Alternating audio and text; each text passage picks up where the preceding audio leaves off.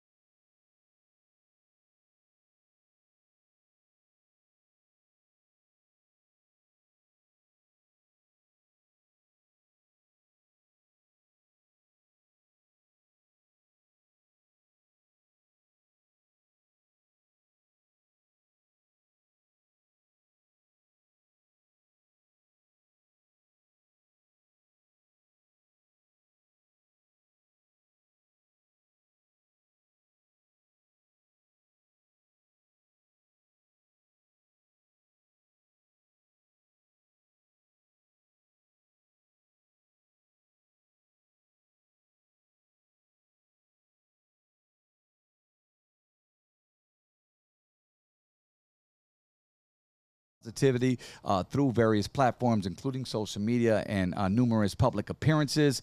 His remarkable performances in movies and television have already captivated audiences, you know what I'm saying, for many, many years worldwide, making him a true icon in the industry. Today, we welcome our brother, our homie, Noel G. What's cracking? What's up, player? Thank you. I had to give you the intro of all intros. Low-key, I think we have to redo that. I said sound check, no sound. Damn, we good double now? take, huh? Nah, you know, I know what it was. Oh, that wasn't on? We good now? You don't have the mic on here. Oh, okay, we straight then. Oh, that was rehearsal. Yeah, that was it. That was a rehearsal. No, we on Sick now. live That's crazy when you go live, man. What's up, Noel? Chilling, dog. Thank you for finally That's all making it, brother. I know it's been a while, bro. I was trying to get him on the horn, like, yo, I need you on this That's day. the cool thing about live, man. They get to see the mess ups like that, stuff like that. Oh, yeah. They get to see the bloopers, you know what I mean? Hell Somebody yeah. does that shit in Hollywood, they fired that day, They huh, or ain't some gotta shit. go search for special features. They got it right then and there. Man, they got a half for exactly. The You know what I'm blooper reel right here, right you now. ain't got to get the CD. You just saw it. Welcome, brother. So, I mean, tell it. Well, real quick, let's go around the room, man. I know you were here yesterday, right? Or in Ontario, Yeah, City of Ontario. Shout out there for New York Pizza. They just opened up like 2 got months some ago. photos. So they brought out some other cats, me, Caesar, Steve, Bit Six Rick. Long story short, they just wanted to do their grand opening. So we were just hanging out, taking pictures, chilling, whatever, doing the pizza challenge. Show them the pictures, We bro. try to There's pictures swallow up there, dog. Come on. We tried to swallow a 28-inch pizza, man. That thing was, What? that thing New was- York pizza. It looked like a UFO, man. Straight up UFO landed. Did you? It Who just- won the challenge? Did you guys battle? Like, Oh yeah, we couldn't even finish that deal. We couldn't. There's my mess ups. Okay. We live, baby. Don't be calling me It's all right. We'll look yeah. at the pictures right there. You got big Citrus. Damn, Citrus looks like he lost some weight, G. Yeah, no. Citric looked fresh, man. Yeah, I know he wasn't eating no pizza. He's been working out, doing his thing. Man, you know what you got to do, right? When you're trying to lose weight, but yeah, you know, you got to not eat pizza. You just either not eat or just eat the toppings. That's what I do, bro. Just the pepperoni and that's Like Papa John's, low key, bro. They got a pizza bowl without the fucking bread. I mean, Oh, really? I mean, it's not a real. Slaps.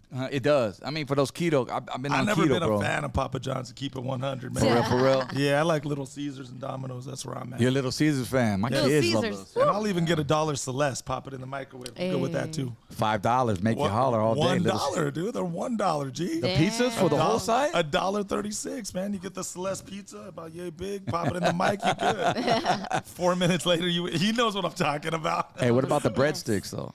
Crazy About bread. the crazy I bread. fuck with crazy bread. Oh, on the Little Caesars? Little I'm all Caesars. over it. I'm all over it. Who you talking to? So let's bring up the photo one more time, brother. I want you to tell us who's in there again, bro. I know you mentioned it. So from my boy Big Citric from Idiocracy and the George Lopez Show. My boy Steve Villegas, he's from SWAT on my block.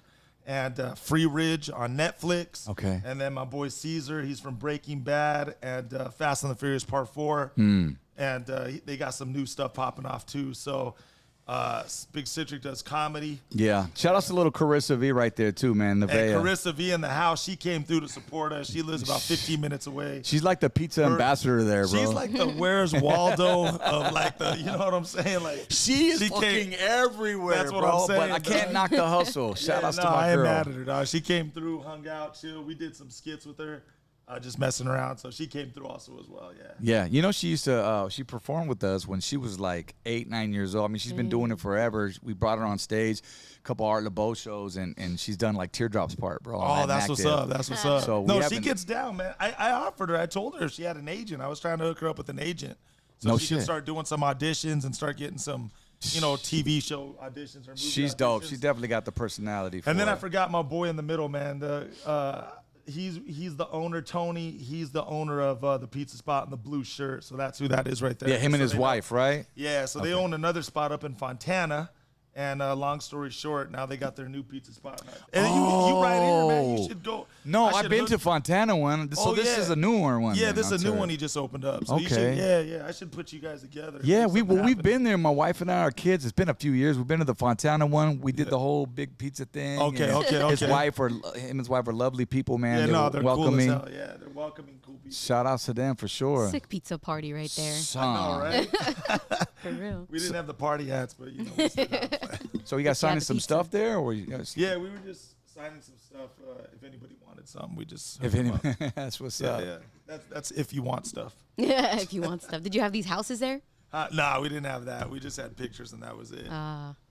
Shout I'm outs just to saying, this. It's like a little seen- neighborhood right here. This is know, the, right? It's the Toretto house. That's That's the Fast and Furious house, man. Now they got to make a new one though, because now it got a fence around it. So Yeah. that's false advertisement. It's gotta Give have him a the zoom in updates. already. Got Put the on the before and widescreen after. already. They'll get to it. They'll get to Yeah, it. that's dope, man. Bam, signed. This is for Mark.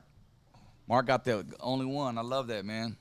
No, I got more. Do you? That's what's up, But brother. let's make him feel special. We'll say he got the only one, You got bro. the only one here right now. There was only one made in the whole world, and you got it, bro. That's like a just sick dope. collectible. I've never seen those before. That's the prototype, and after they made it, they're like, nah, these won't sell. What? No, get the fuck out of it. Are these on your website for sale or? No, I don't even have a website, G. No? I'm still old school. I put my number on a napkin and pass it. Yeah? Yeah, So you don't do merch often or no? No, I do, but just when I go to shows and stuff like that. So Okay. that's what we do. We sell stuff like that, sign it. That's what those were, headshots on the picture there. Yeah, that's yeah. what's We bring up. some merch like that. That's what people want. Something you can sign. Yeah, some- just something. So they got a little something if they want. There's some diehard fans, man. And Man, I who love you all telling? you guys out there.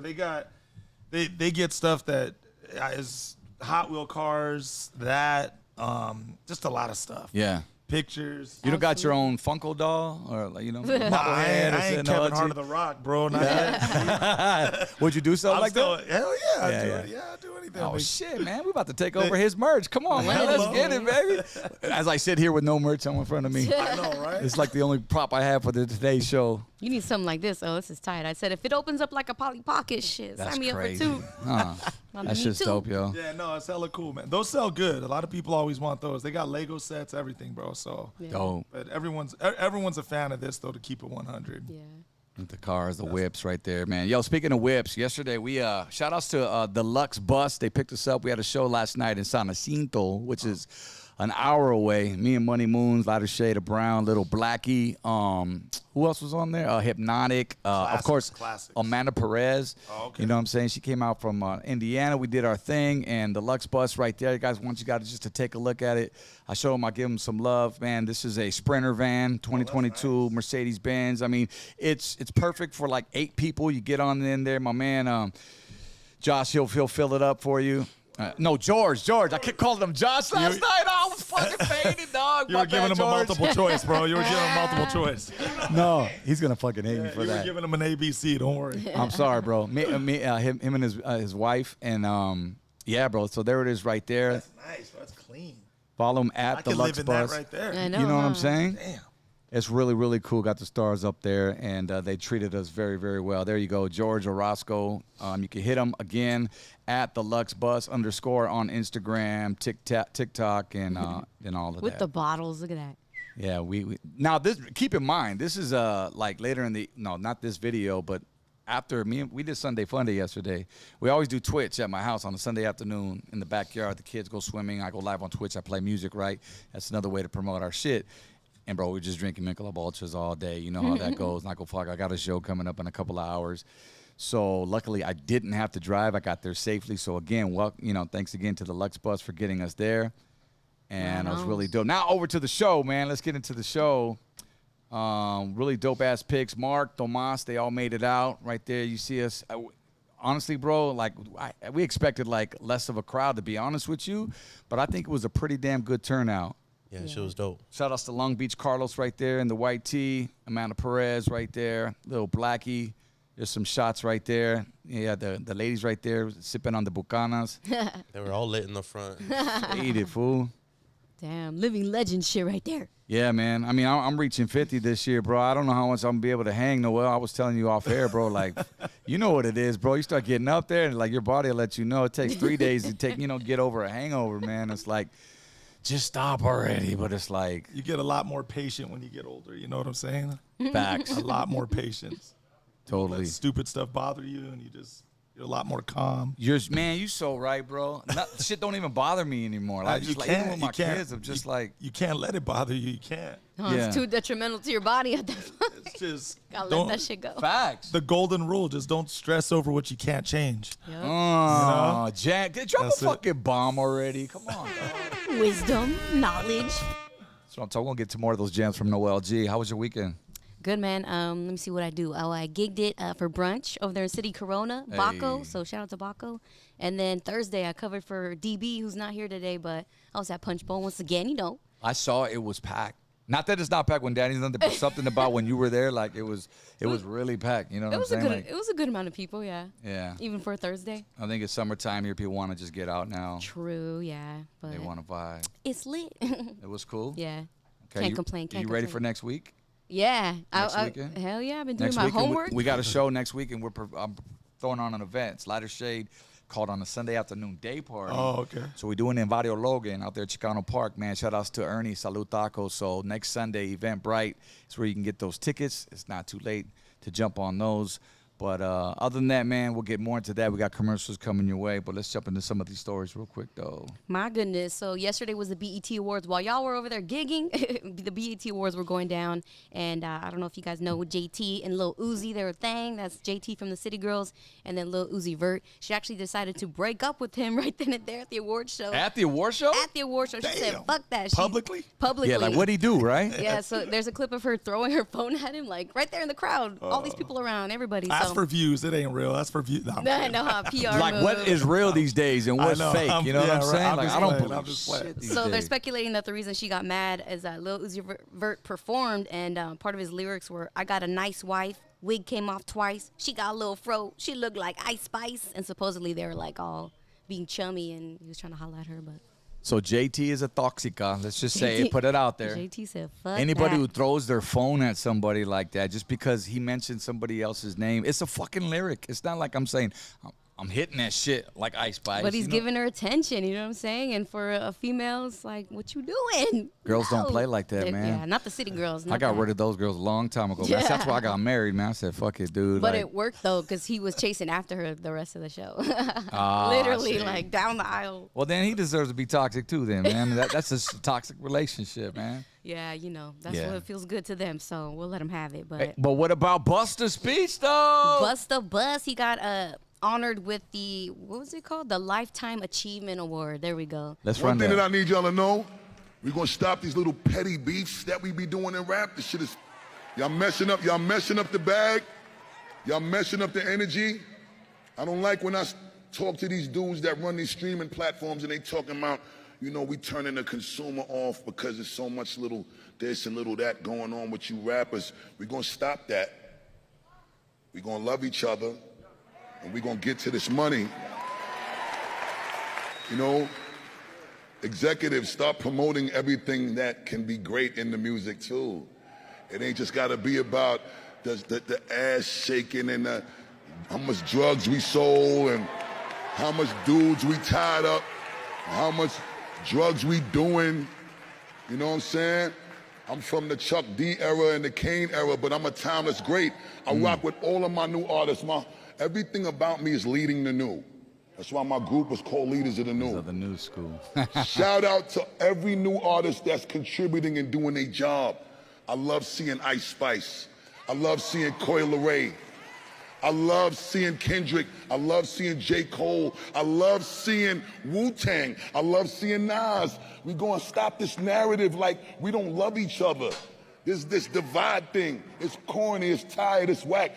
One thing that I need y'all to know. There it is, man. Busta. There's the whole speech is like 13 minutes long or something like that. Obviously, he Yeah. breaks down emotional, and he was like, look, they only gave me 2 minutes, but I'm going to go for it. So he ended up going 13, and everything this man is done is just, like he said, I'm a timeless great, bro. Like Busta. We all grew up on the woo-ha's and Leaders of the New School, and the scenario was a shit. I didn't know that he got kicked out of Leaders of the New School. Did you know that? No, I didn't know that. He I didn't know actually, they kicked him out, and he didn't know what the fuck he was going to do. And he had a 4-year-old, 5-year-old son at the time when they kicked him out. So he didn't know how he was going to make ends. They had just dropped Scenario, the famous joint, and he had the most killer verse on there today. And that's kind of what made him famous. Long story short, he went into a studio, and he was trying to get studio time. The way he got studio time was by going into other rappers' sessions and sharing his weed. So they knew that they couldn't get rid of him if they passing the blunt around. Right. So while he was in there and they were passing the weed, he was writing verses. And then that's how he says he summed it up, and he started, doing demos Everybody like that. got their street tricks. Hustle, You know what I'm right? saying? Yeah, everybody got their Smart. grind. When you got no money, you got to be creative. Yeah. You got to be clever. You know what I'm saying? We've all come from somewhere, man. You know what I'm saying? And everybody's got a story to tell. We got Noel G in the motherfucking building, ladies and gentlemen, on the Blockout Podcast.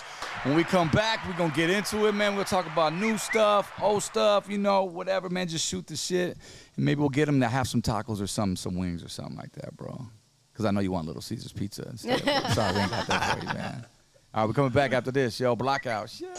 Man, I need y'all to make some motherfucking noise and shit for the homies. Light the shit up, Brian!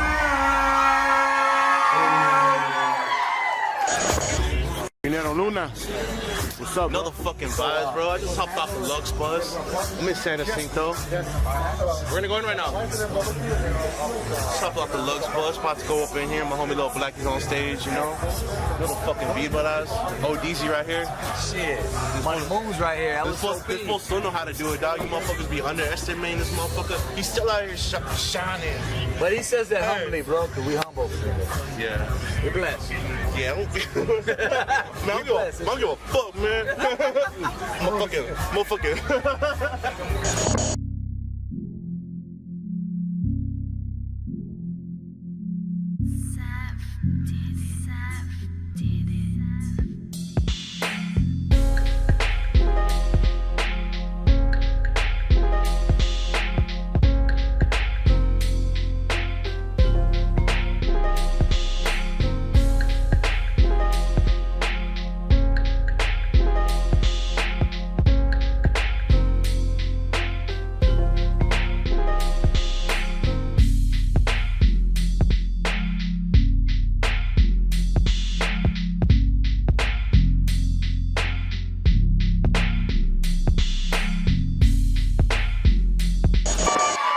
Now you're probably thinking, that's an old motherfucker on stage right now. But I say no. I'm a timeless motherfucker on stage right now. You know why? Because our music has been passed down through generations. And I love when I see the youngsters singing our shit on a Sunday afternoon. So listen for me, Hector. Let that shit ride. Let's go. Fucking Real quick. Shit. Y'all make some motherfucking noise for Lighter Shade of Brown.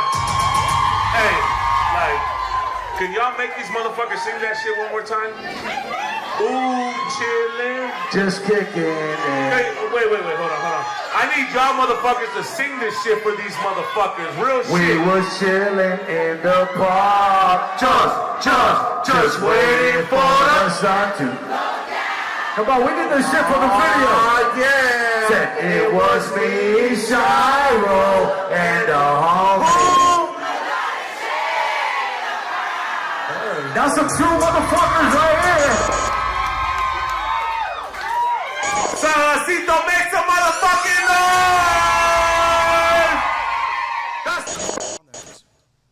Summer 2023 just got hotter. Get ready, San Diego, because Lighter Shade of Brown presents on a Sunday afternoon day party going down in San Diego, July 2nd, 4th of July weekend, 3 p.m. to 10 p.m. Come celebrate those memories with plenty of old school throwbacks, oldies, and more. Hosted by ODM from Lighter Shade of Brown with special guests, the OG Lowrider girl, Dazza. Hey guys, it's your girl Dazza. I want to personally invite you Sunday, July 2nd, San Diego to a Lighter Shade of Brown on a Sunday afternoon. Bella D. And taking you back with all the classics, Beto Perez, live in the mix. And we're throwing it back with Legion of Doom's DJ Mike Ski. July 2nd, 4th of July weekend. We'll see you on a Sunday afternoon. Get your tickets now at eventbrite.com. Summer 2023 just got hotter. Get ready, San Diego, because Lighter Shade of Brown presents on a Sunday afternoon day party going down in San Diego, July 2nd, 4th of July weekend, 3 p.m. to 10 p.m. Come celebrate those memories with plenty of old school throwbacks, oldies, and more. Hosted by ODM from Lighter Shade of Brown with special guests, the OG Lowrider girl, Dazza. Hey guys, it's your girl Dazza. I want to personally invite you Sunday, July 2nd, San Diego to a Lighter Shade of Brown on a Sunday afternoon. Bella D. And taking you back with all the classics, Beto Perez, live in the mix. And we're throwing it back with Legion of Doom's DJ Mike Ski. July 2nd, 4th of July weekend. We'll see you on a Sunday afternoon. Get your tickets now at eventbrite.com.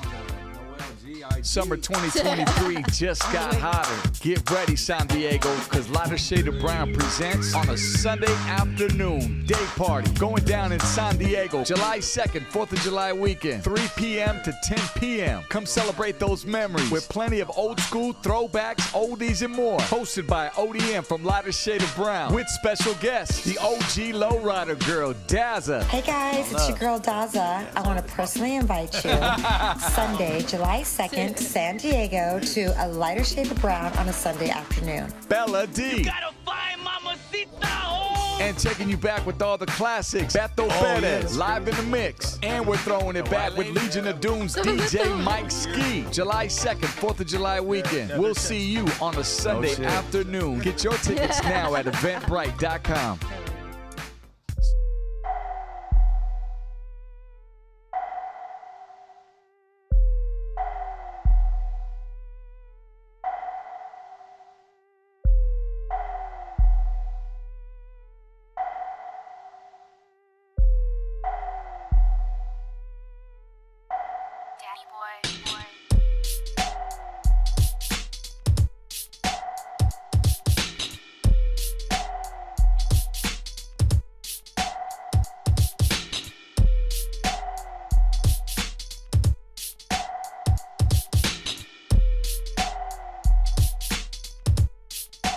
We good, my G. We got some right here. I haven't touched it yet. Once I take a sip, I'll let you know. But right now, it's untouched. Welcome back, everybody. It's like we didn't leave because the mics were still on during that commercial right there. But we got Noel G sitting on with us at the Blockout Podcast. My brother, thank you for coming through. We just want to sit up and chop it up a little bit. I've been through so many of your interviews, bro, and it's kind of like, I know it gets repetitive saying the same story over and over and over again. So I don't want to go too deep into it. Just highlight some stuff, some questions that I had. And I knew you, we were born in Puerto Rico. You were brought out this way, you and your parents. And then all of a sudden, your parents abandoned you at 13. Now, I never found out why, though. Like, I know that you just mentioned that they were gone. And the next thing you know, you had everything. And then now you're living alone by yourself, though. For them to leave you like that, how did that occur? Yeah, well, it wasn't my mom's fault. My mom was fighting for me to stay. I mean, for my dad to stay. My dad, he was just a miserable guy, you know? Yeah. He hated his life, just a grumpy old man. Hate that he had to work all the time, and he was the provider. So, long story short, man, his life was work, television, work, television, work, television. After he would work, he'd just come home, watch TV, work, come home, watch TV. Typical crack a brew. Did he drink? Just a little bit. Yeah, he drank and smoked a lot. Yeah. And he did drink a lot. And then, but his only hobby that gave him joy is scuba diving. He was a fisherman. Oh, dope. So he was part of a boat club. Did he ever take you out scuba diving? Or? Not scuba diving, but he took me on the boat a few times when I was younger, whatever. And we just go, like, straight up to the middle of the ocean and just go fish. And he would scuba dive, and me and my mom were just sitting on the boat hoping, like, when you coming back? You know what I'm saying? I heard fishing's got to be, like, the most boring. You ever been fishing? Fishing is fun, bro. Is straight it? up. Hell yeah, dog. Maybe because no one's ever took me, you know what I'm saying? I'll take you, bro. No, you got to go fishing. Fishing's hella fun, bro. When you throw out the fish and you catch one and you're fighting for it to come, like, no, fishing. You never get impatient, just waiting for that motherfucker to come up? You got your moments, you know what I mean? But once you get the bite and the tug and you win the battle, you know what I'm saying? I sound like a spoiled kid right now, don't I? Like, I just Yeah, want everything I want. I know. Well, just go to the store and buy some. It's easier, bro. they got PetSmart, you know what I mean? But yeah, so no, I don't know what happened. Like one day, I kid you not, like black and white, like a light switch on and off. My dad worked in a good company though that made a lot of money. They used to build condos on the beach. Okay. So the guy who owned the company was pretty much a millionaire. Was a millionaire, and he had a yacht. And he asked my dad one day, I kid you not, he said, "You want to go sailing around the world with me on this boat? But if you come with me, you can't bring your kid with you." Damn. So my dad came home one day, I kid you not, just black and white, just like that, and said, "I'm gonna go sailing around the world on this boat with this guy."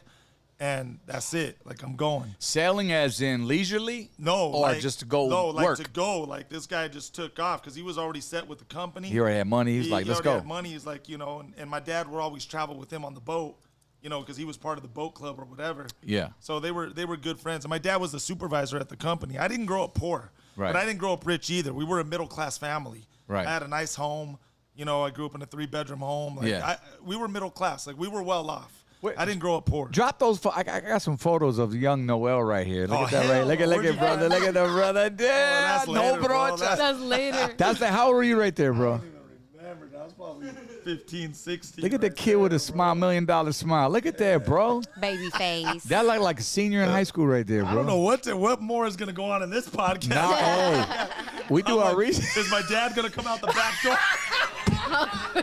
I'm like, damn. Well, Noel. Yeah, I know, right? He'd be like, Bring them on in. Bring all the baby mamas. I'm done now, bro. No, dog. No, This is where I get caught on ODM still. No, this is the best ever, dog. I just see. And ODM faints. This is gonna be.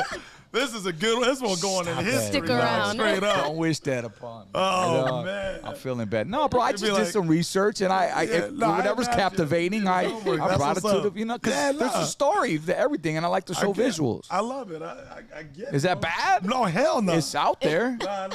Those I are good love it. portraits. Dude, I mean, I haven't fuck. seen those. Well, that one I saw. You're a handsome-ass fucking kid, dog. I know, bro. I got ugly now. I get it. No, bro, but I mean, you know, the He's beard. like, you were handsome, bro. Like, You look better without a mustache, bro. That's all I'm saying. Nah, look at that, bro. That's fun. I don't think I've ever seen you It was a smile that different big, era. man. Yeah. That's a surprise. So this is later, and then you after took me back, bro. You Yeah. got a DeLorean outside. What the that's hell? the reaction I had when I first saw it, bro. I was Yeah, like, you- oh, let me get these. That's some Back to the Future right here. That's some shit. So were these like some of your, not to skip the story? No, this is when acting started kicking off and where I started taking it serious. And I needed some headshots to, get started. Yeah, of course. So that's kind of where that came into play. You're So like a that's probably Letterman's around- jacket right there. That's probably around 17, 16, 18. Okay, so this was later on. Somewhere All right. in there. So Yeah. now your dad takes off, and now it's you and mom's, right? No. So that's what I was saying. So one part of the story, just to save time, I never really shared is I've shared it in a couple, but I don't blame my mom for nothing because my mom was a house cleaning lady. She didn't make a lot of money. Yeah. My dad was the breadwinner. So my mom was fighting. I call it the 2 weeks of hell because my mom was fighting for my dad to stay. My mom was like, what type of man are you? Yeah. Who did you become? I Yeah. can't believe you're leaving. This our kid. And and it was like, 2 weeks. She was crying, doors were being slammed. I call it the 2 weeks of hell. It was like the worst 2 weeks ever because I heard my mom fighting tooth and nail trying to get my dad to stay, saying, what are you doing? Like, why are you leaving? Like, what are you thinking? Who have you become? Right. All these things. And finally, I told my mom, I said, hey, Mom, go with my dad. I got a place to live. But this was all not true. I just said it to give her peace of mind. You sacrificed. And my mom was like, I can't leave you. You're my son. I said, but long story short, to fast forward, Yeah. the bottom line is if my mom would have stayed, it would have been 2 homeless people instead of 1 because my dad was the one with the money. breadwinner. Yeah, so that's why I'm the one who told my mom to go. So I don't even blame my mom for nothing. So now, you go from being everything, having not everything, but you was well off. I was until that. So they bounced. At 13, my dad gave me $500 and he pretty much said, good luck. What? So I went from a middle-class home, toys in my room, clothes in my closet, food on the table, to nothing but the clothes on my back, $500 in my pocket, 13 years old, alone in the streets with no family to call. I never met my mom or my dad's side of the family because they were the only 2 from their families who came to the United States to, quote unquote, start the American dream. So I never ever in my life, on my mom or my dad's side, I never met my cousins, uncle, nieces, nephew. I got no grandma, I got no grandpa, no uncle, no aunt, no nothing. I got no brothers. Were and you sisters. in Compton at this point, or were you in Orange County? No, I was in Orange County. Okay. Yeah, I was never in Compton. When acting kicked off, I moved to Gardena. Okay. And I was living in Gardena for like 20 years. But I'm homegrown. I'm all Cali, you know what I'm saying? But would you say you're an Orange County boy then? Yeah, I mean, I guess you could say that. And then I moved to LA at the age of like 15, 16, lived in Gardena for like 20 plus years. And then I came back to Orange County. In Orange County, is that when you came back? Is that when because you were in a gang, right? Like a HB or something that? I kind of came across that on the internet.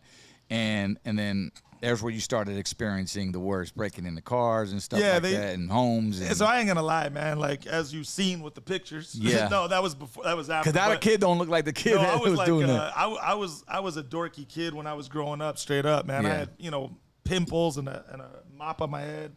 I was an ugly kid. So it's not that I was a nerd, but I just got picked on a lot because I was ugly. I wasn't attractive, to keep it real with you. Yeah. So I had a lot of people that would pick on me, clown me, whatever. So I got into a lot of fights when I was younger. You know what I'm saying? And then the gang took me in. Who taught you how to fight? They're the one. Just you teach yourself, bro. You know what I'm saying? Like, all right. Myself just taught me how to fight. Because there's always somebody in the hood. Yeah, that shows no, I didn't have nobody. Or your dad, but not in this I case. just hit and swing. And You got good survival instincts. yeah, I just did. When someone's attacking you, you're gonna fight back. Defend, naturally, you know what I mean? You'd think, but there's other naturalism reactions. taught me how to fight. There I guess you you go. could say. There you go. And then as you get into a couple more fights, you know, but then when I got in the gang life, they're the ones who started, shave your head and wear this and wear that, and then they started grooming me. Right. And then that's how that Into kicked the off. neighborhood. And then you start picking up on your own tricks as you go. Do you still talk to these same cats that you grew up with? Some of them, yeah. That are still around or they're Nah, incarcerated? the ones who got a good head on their shoulders now. You know what I mean? Because some just a lot died of drugs. Some got shot. Some are in prison right now as we speak. I don't forget where I came from. Right. But I just, at the same time, you can only help someone who wants to be helped. Amen. You know what I'm saying? Yep. One thing I learned, I ain't going to pour my time into, I would before when I was, you can have a good heart, but you got to know how to protect your heart. Yep. And you learn through life experiences. And so before I was helping people left and right, and I was trying to get them out.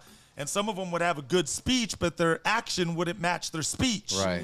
So then when you start helping these cats out, you start realizing like, hey man, like I genuinely helped you. Now you're playing me for a fool. Exactly. And I'm your homie trying to help you out. Yeah, there you go. Took the words out of my mouth. You know, I relate to that to a certain extent. My partner, DTX, rest in peace. You know what I'm saying? He had an addiction. It was bad. He was my boy was fighting demons. You know what I'm saying? Right. And you know, we had him everything into a rehab and all that, brother. But you know, and a lot of these people, they and when I say people, the gente out there that followed our career, you know, that's your girl. Nah, man, you should, you know, supposed to be. It's like, look, I'm the same way. Like, first of all, I got a family to worry about. I got to depend on myself first and my family.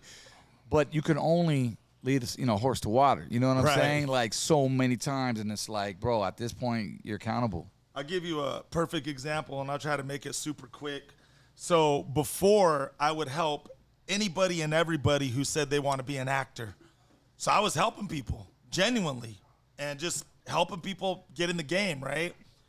But as I was helping people, people would start backstabbing me or two-facing me or talking crap on me to the connect that I'm the one that I hooked them up with, right? Or even worse, some would just quit on me once they found out that it wasn't as easy as they thought it was gonna be.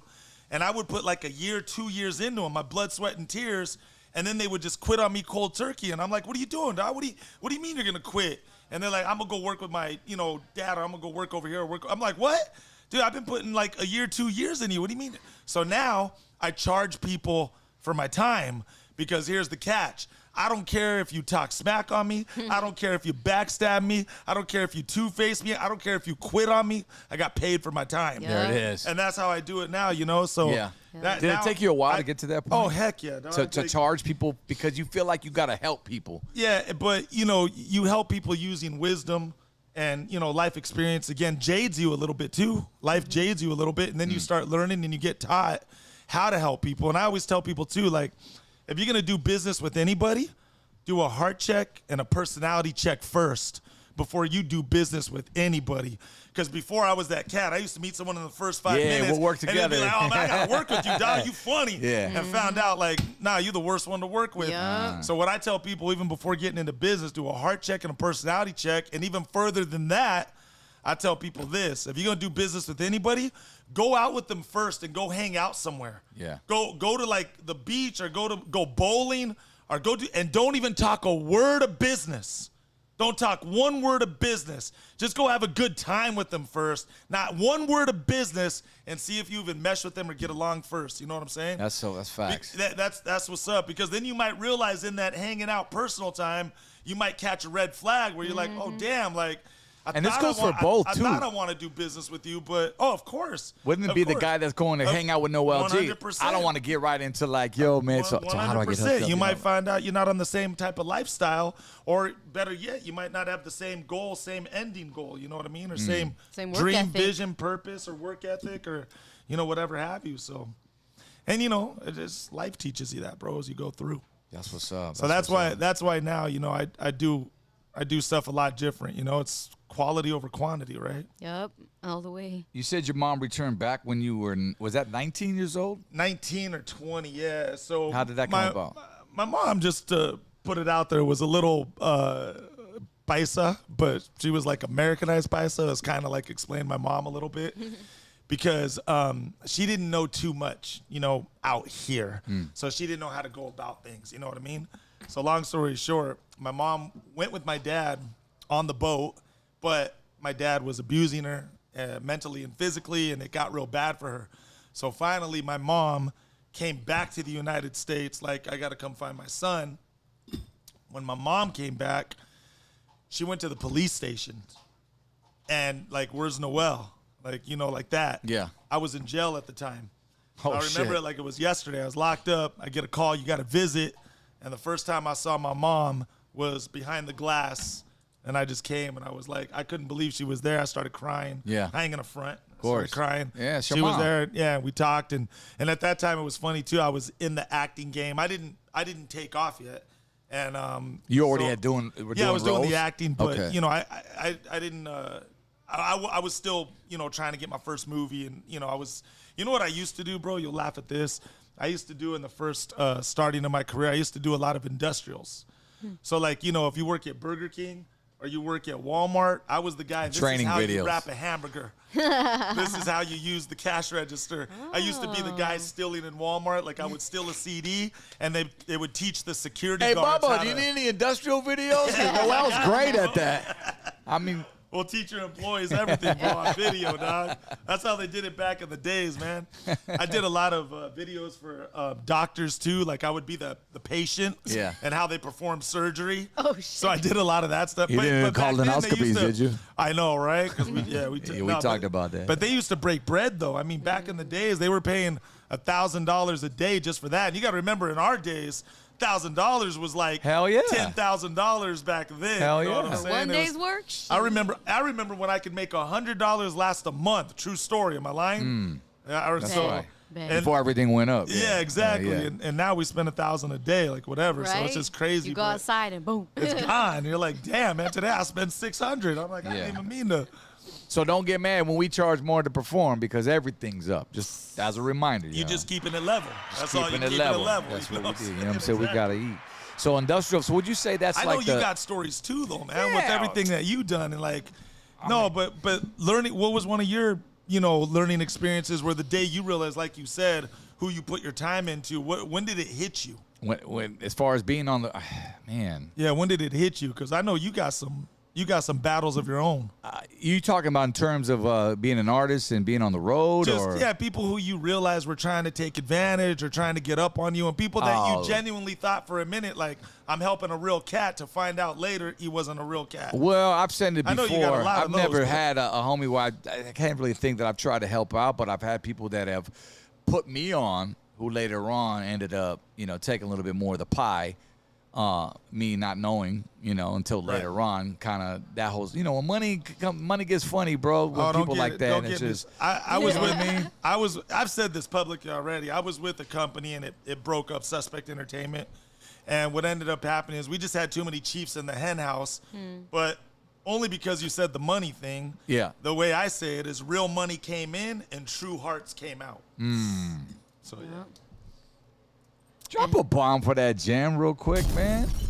Noel G right there. Now, we got stories, bro. I just can't really think of them on the top of the head, bro, because I'm so, interested in your story. And like I said, I've heard Because a lot you're of about it. to faint in 5 minutes. Nah, I'm actually feeling better. Shout outs to Mark for I'm that just playing, IV bro. right I'm there, just bro. playing, bro. Did you ever, in point in time, ever think, because I know you're an only child, right? Yeah. Because so am I, man. So did Oh, you wow. ever want Okay. siblings growing up, man? Did you ever I did. think There if was I had a brother, would my life be different?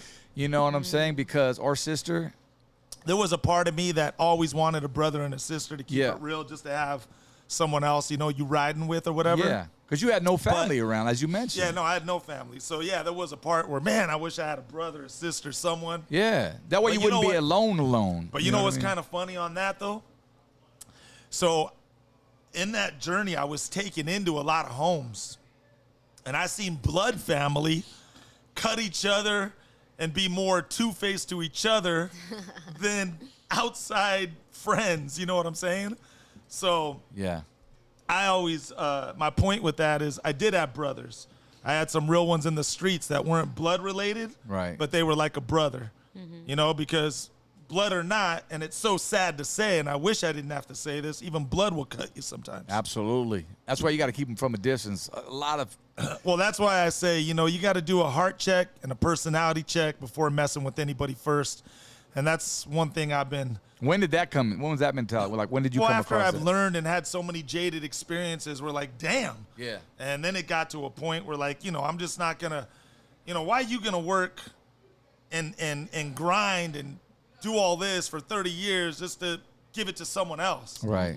There have to be and also too, I would think that the ones who pay are more serious anyways Yeah, about 'cause they ain't making gonna it waste no than time. the ones who are not paying. You know what I mean? So that's yeah. another catch.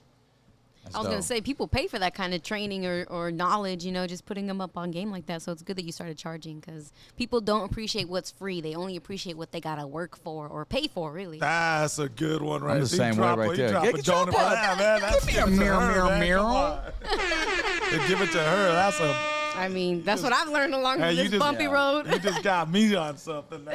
All right. I might take her from you. No, I'm kidding. Yeah. I'm Hey, kidding. Run with it. I'm kidding. I gave that for free, Inskin. Nah, that's a good one. That's a good one, though. But it's so Shout true, outs though. to It's Creamy so- Mommy. Hey, It's so true. Yeah. It's so true. I mean, you know, life shapes and molds you. You know what I mean? As you go on, and where it really like hit me. I don't know. It hit me when I was at a point where you realize enough has been enough. How do I start turning it around? I used to be like that, like going back to what I was saying, like I felt like I had to, and I still do, but now I'm selective who I help. Like you said, I have to be because, like you say, either they're not serious, they're just in it to take with it and leave. And then I think it was a barber of mine back in the day said, "Oh, you need to start charging a consulting fee for these motherfuckers," because I go, man, isn't it our job to help others? Like, I've been in this and I love teaching. I love showing. It's always been me. You know what I'm saying? But he was like, yeah, bro, but that's experience that you have already. Mm-hmm. You know what I'm saying? And you got to remember, especially when I got married and I had a family, now it's like there's a purpose. This is time and energy, bro. You can get paid for what you love doing. You know what I'm saying? Yeah. So there's no wrong in it, man. And I don't even explain myself because I've had people who come at me on sometimes on the DM and like, oh, I thought you were about the people, and I don't even fight. I don't even fight back. Those people. I let them say what they say. I don't even fight back anymore because the other thing is, I'm allergic to stupid people. You know what I'm saying? I just you feel like sometimes, did I just get dumber? you can't waste your energy, bro. I mean, as we go on, time is so important. Really quick, man. Shout out to Anthony Brito. He dropped $5 on a sub fan. My favorite Noel G movie is Party Animals. Hilarious. He went back to Little the day. Rob had a cool cameo on it. Oh, okay. Went back to the day. What's up, Anthony? Party Animals was a movie we did. It was similar to like Party House. Okay. I guess, or it was kind of like a Latino Friday. Oh, no shit. A little bit in the mix, but it was, and a lot of cats that have blown up today. Yeah. Were in that movie. In that movie. Yeah. Isn't that funny? You gotta and it's Animals with a Z. Party Animals with a Z. You gotta check that out. But that movie's a classic, bro. Hell yeah. I asked him, did you see it in black and white or color? No, I'm just kidding. It's color. It's color. I'm just I was going through all of your movies, bro. I'm just scrolling. I'm going, damn, this boy has put in some work. And not just on movies, but TV series too. And I'm going, you're just born to do this. You've been doing this for so long. And I literally want to sit and just binge, man, and watch all your shit, bro. Like, would you know that I've never seen a Fast and Furious? I mean, pull my card now. Maybe all you got to do is watch part 1 and not watch the rest. Because got to. How they went from racing cars to saving the world, I don't know. But yeah, just watch Tomas is a big Fast and Furious, huh? He's our movie guy right there. Yeah. Yeah, in just general. Watch part 1 and that's it. Am I lying? Nah, but I mean, if you want to stick to the roots. Yeah. Right, yeah. Even when I saw part 2, it started going left field. I was like, how to get into all this? Like, yeah, part 1's the real deal. It's like American Gangster on wheels. So 1 I need to watch, and then just skip stop right there. to 2015 then. And you done, bro. Just watch 1 and don't get better than the first one. Yeah. All right. They didn't even make a part 2 and so on. No, I'll give you a fun fact about Fast and the Furious real quick. So Fast and the Furious is the highest money-making movie for Universal Studios. Wow. So no other movie that Universal Studios has done has made more money for them than Fast and the Furious. Like Harry Potter's is Warner Brothers, Universal's is Fast and the Furious. Wait a minute. That's saying a lot. That's their golden token, you know? Shit, not even E.T. I know, right? Right. Like, yeah. Damn. I fucking used to watch E.T. all the time, Well, it was man. funny, That was my man. shit. Like back in the early days, they didn't want sagas. They only wanted movies that were like. But now, fast forward, now they want sagas. Yeah. But back in the early days, they just wanted the one hitter quitter. Now it changed. So that just shows you how time changed, bro. Like, How many Fast and Furious are there? there's like I think there's 23. No, I'm just kidding. I'm kidding. Bro. It's like Friday the 13th, bro. It just keeps on going. Didn't Universal Studios Hollywood have a ride? with Fast and the Furious in it? They still got it. It's the same one. I'll go to show how long I've been there. Yeah, no, they still got it. Okay. Bro. Are you in? Are you in there? No, I'm not. I was in Fast and Furious 1 and 7, so okay, that was cool. For the record. Yeah, just for the record. Hello, shout outs to Patrick D, man. Thanks for dropping that 50 on us. What up, ODM and Noel from DJ Pat D. Hey, That's what's up. That's the first DJ. I'm gonna give it his props, man. 99.1 KGGI. Oh, is that ever. right? We're talking That's Club what's up. Metro days, bro. Hey. Like, shout outs to That's what's Pat up. D. So you might remember Pat D was. I told ODM I did an interview with him back in the day. Oh, no, he was way before. okay, He's wait. original, all right, original, bro. All right. I was like, I started in 2000. He was like 90s, bro, for sure. All right. Damn it. Yeah, but That's I'm crazy. sorry. We were talking off air, man, how him and he said we used to party up all the time. No, that's how we keep it natural. It's cool. I'm with it. I'm It's all just good. like, it's a blur, bro. I bounce mean, back. You know, I'm trying, bro.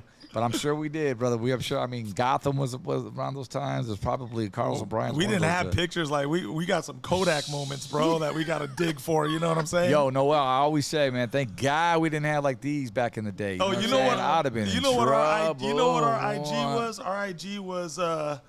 Our IG was photo albums back then. Photo albums? That was our IG. That was our Facebook back then. That was it. Before MySpace. That's all we had, LOL. bro. And Lowrider Magazine. Oh yeah, there you I still go. keep all my Lowrider magazines. Shout outs to Dazza.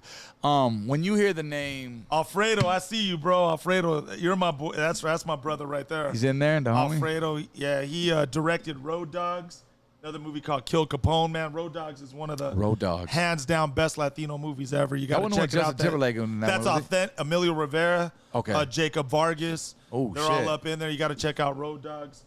Shout out to my boy Alfredo, man. He just texted me right now, and I was like, and the only reason why I saw it because he's on the front, so don't everybody be texting me right now. But I watched the scene from Bruce Almighty, that one thing. Yeah, don't get personal, No, I'm not bro. even Don't talking get about personal. that. No, I'm but just next kidding. to you was Emilio Rivera, right? yeah, Emilio was He in looked that. young, bro. Yeah, You bro. guys- You don't even change, bro. Like I your age, moisturize. like, You gotta moisturize. That's what it You gotta is. You got the exfoliate Pharrell skin. Williams Yeah, going yeah, on. you Like, gotta exfoliate. exfoliate? I tell people the 3 tricks to staying young: don't stress, don't smoke, don't drink. I got 2 out of 3. That's For what's real. up, brother. Hell yeah. Keeps you young and fresh. Yup, and that Bruce Almighty scene, that's the one right there. Oh, yeah. So you know how they did that scene? I'll just share real quick so you want it. They got a cage with no door on it. So it was a cage with no door. And they made a oversized pair of pants with Velcro. And the monkey just came out on a sound cue. Hell yeah. All I had to do was make the face, slap it Yeah. together, and there you go. How many Hey, times you do that scene? Huh? Oh, man. Jim Carrey's a nut, bro. Oh, he made you go double? No, I did it like 36 times, real talk, because every time Jim Carrey did the scene, he had to go back and check the monitor. So he would check the monitor, see if he liked it, and he'd come back, do it again. He did it like 30 times, no lie, no joke. Was he I looking at just I was everything? like, gee, I need some Excedrin migraine right He's now probably- because I got a headache, bro. I can't Wait, make that- Noel's reaction is not right. Do it again. I can't make that face over and over again, bro. I know. I was on a good one that day. Sick All right. perfectionist. Favorite movie of all time that you've done? I don't think The you've one ever that paid the most. For real. I tell people sometimes it's funny, man. I just keep it 100. I tell people sometimes I did a movie where the movie was good. No, I'm sorry. I said it backwards. Where the movie sucked, but the check didn't suck. Right. You know what I mean? So I got some movies out there. I ain't going to front. I did them straight out just because the check. You know what I mean? Yeah. But there's some gems that I know were, good ones that like Training Day. And I'm saying even if I wasn't in these movies, Yeah. I was just an outsider watching. I'm just saying they were genuinely good in my opinion. Yeah. Because everybody got their own opinion too. Someone might not like Training Day, and someone might. Sure. Damned if you do, damned if you don't. You Yup. can't please everybody. But I mean, it's the same for hip hop records. Like Yeah, myself, exactly. I may do a song that I may hate, but the fucking world might love. But Right. yeah, I might have a favorite joint, but mine, but it may not slap. just like that. There you go. Right? Exactly. Just like that. You ever fell in love on a set Nah. with any female? Nah. Never had a crush like that. I find that'd be hard to do. Especially if you're doing a love scene, dog. Y'all got to do some really true acting skill. You know what I'm saying? Like, but then a lot Sometimes of it happens with, other people where they Yeah. really do, and then they start a relationship outside the movie. Yeah. But sometimes in certain movies they got contracts for that. Yeah. Because they don't want certain things happening between the couple, and then it jacks up the movie. The production. Yeah, so that's a catch-22. But no, I've never had that. No love story movies. Nah, I ain't You got always play the like gangster, like, and then how many times have you been named Hector? I know, right? One of my primos told me to ask you that. Yeah, no, Ask no. why, It's all, like 30 times or like. no, was that on- Hector started off on accident. Okay. So I was like, damn, man, Hollywood only got 2 names for Mexican actors, Hector and Carlos. That's it, bro. It started off as a coincidence thing. It's not like I was calling my agent, hey, if I'm not Hector in this next movie, I ain't doing it. You know what I mean? Like, nah, it didn't happen like that.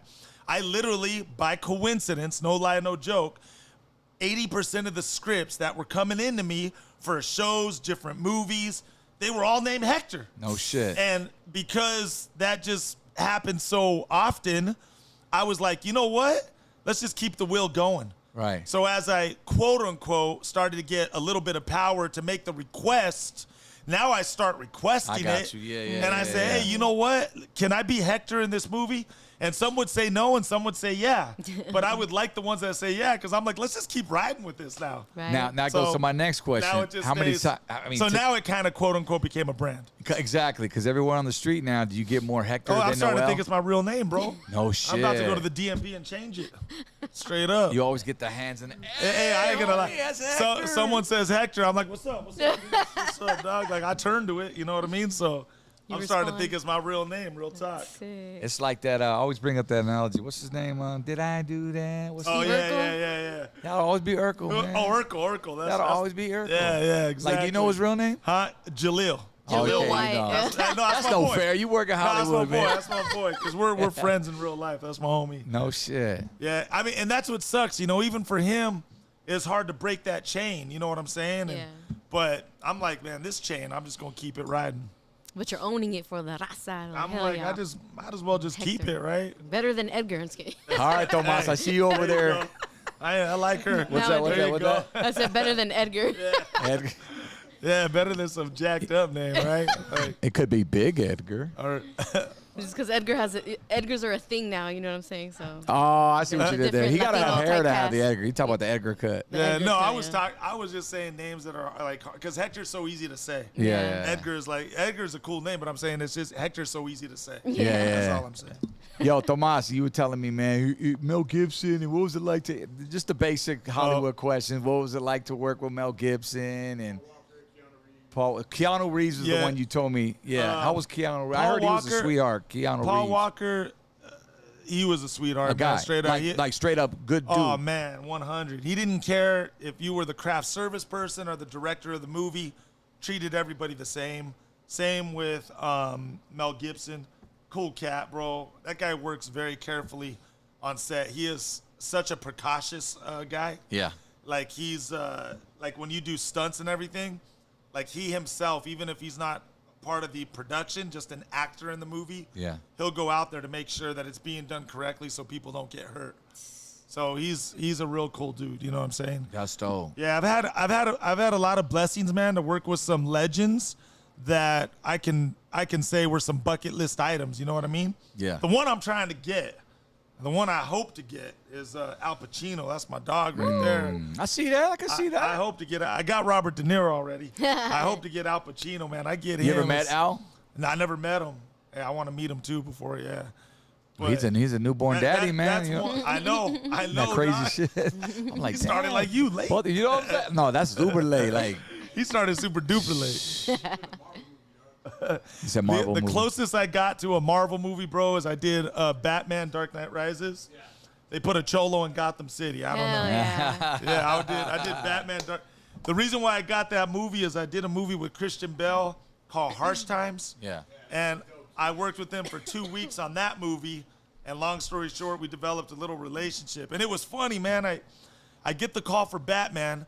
I send an email to Christian Bale saying, hey, I just got a call to interview for Batman Dark Knight Rises. I said, can you drop a good word for me? And all he wrote back was, don't go to the audition. And that's it. And I was like, all right.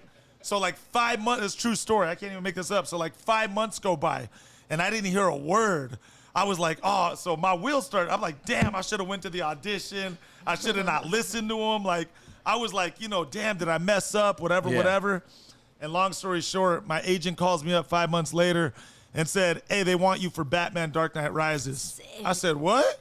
I said, oh, hell yeah. So Christian Bale, I got to give him mad props because he came through on his word, Hell yeah. kept his word. Isn't that crazy how and shit just happens like slapped that? me in the movie, bro. And that movie was insane, bro. $500 million budget. Filmed it in downtown L.A. Right there. Oh, when the 6th Street Bridge was up. Okay.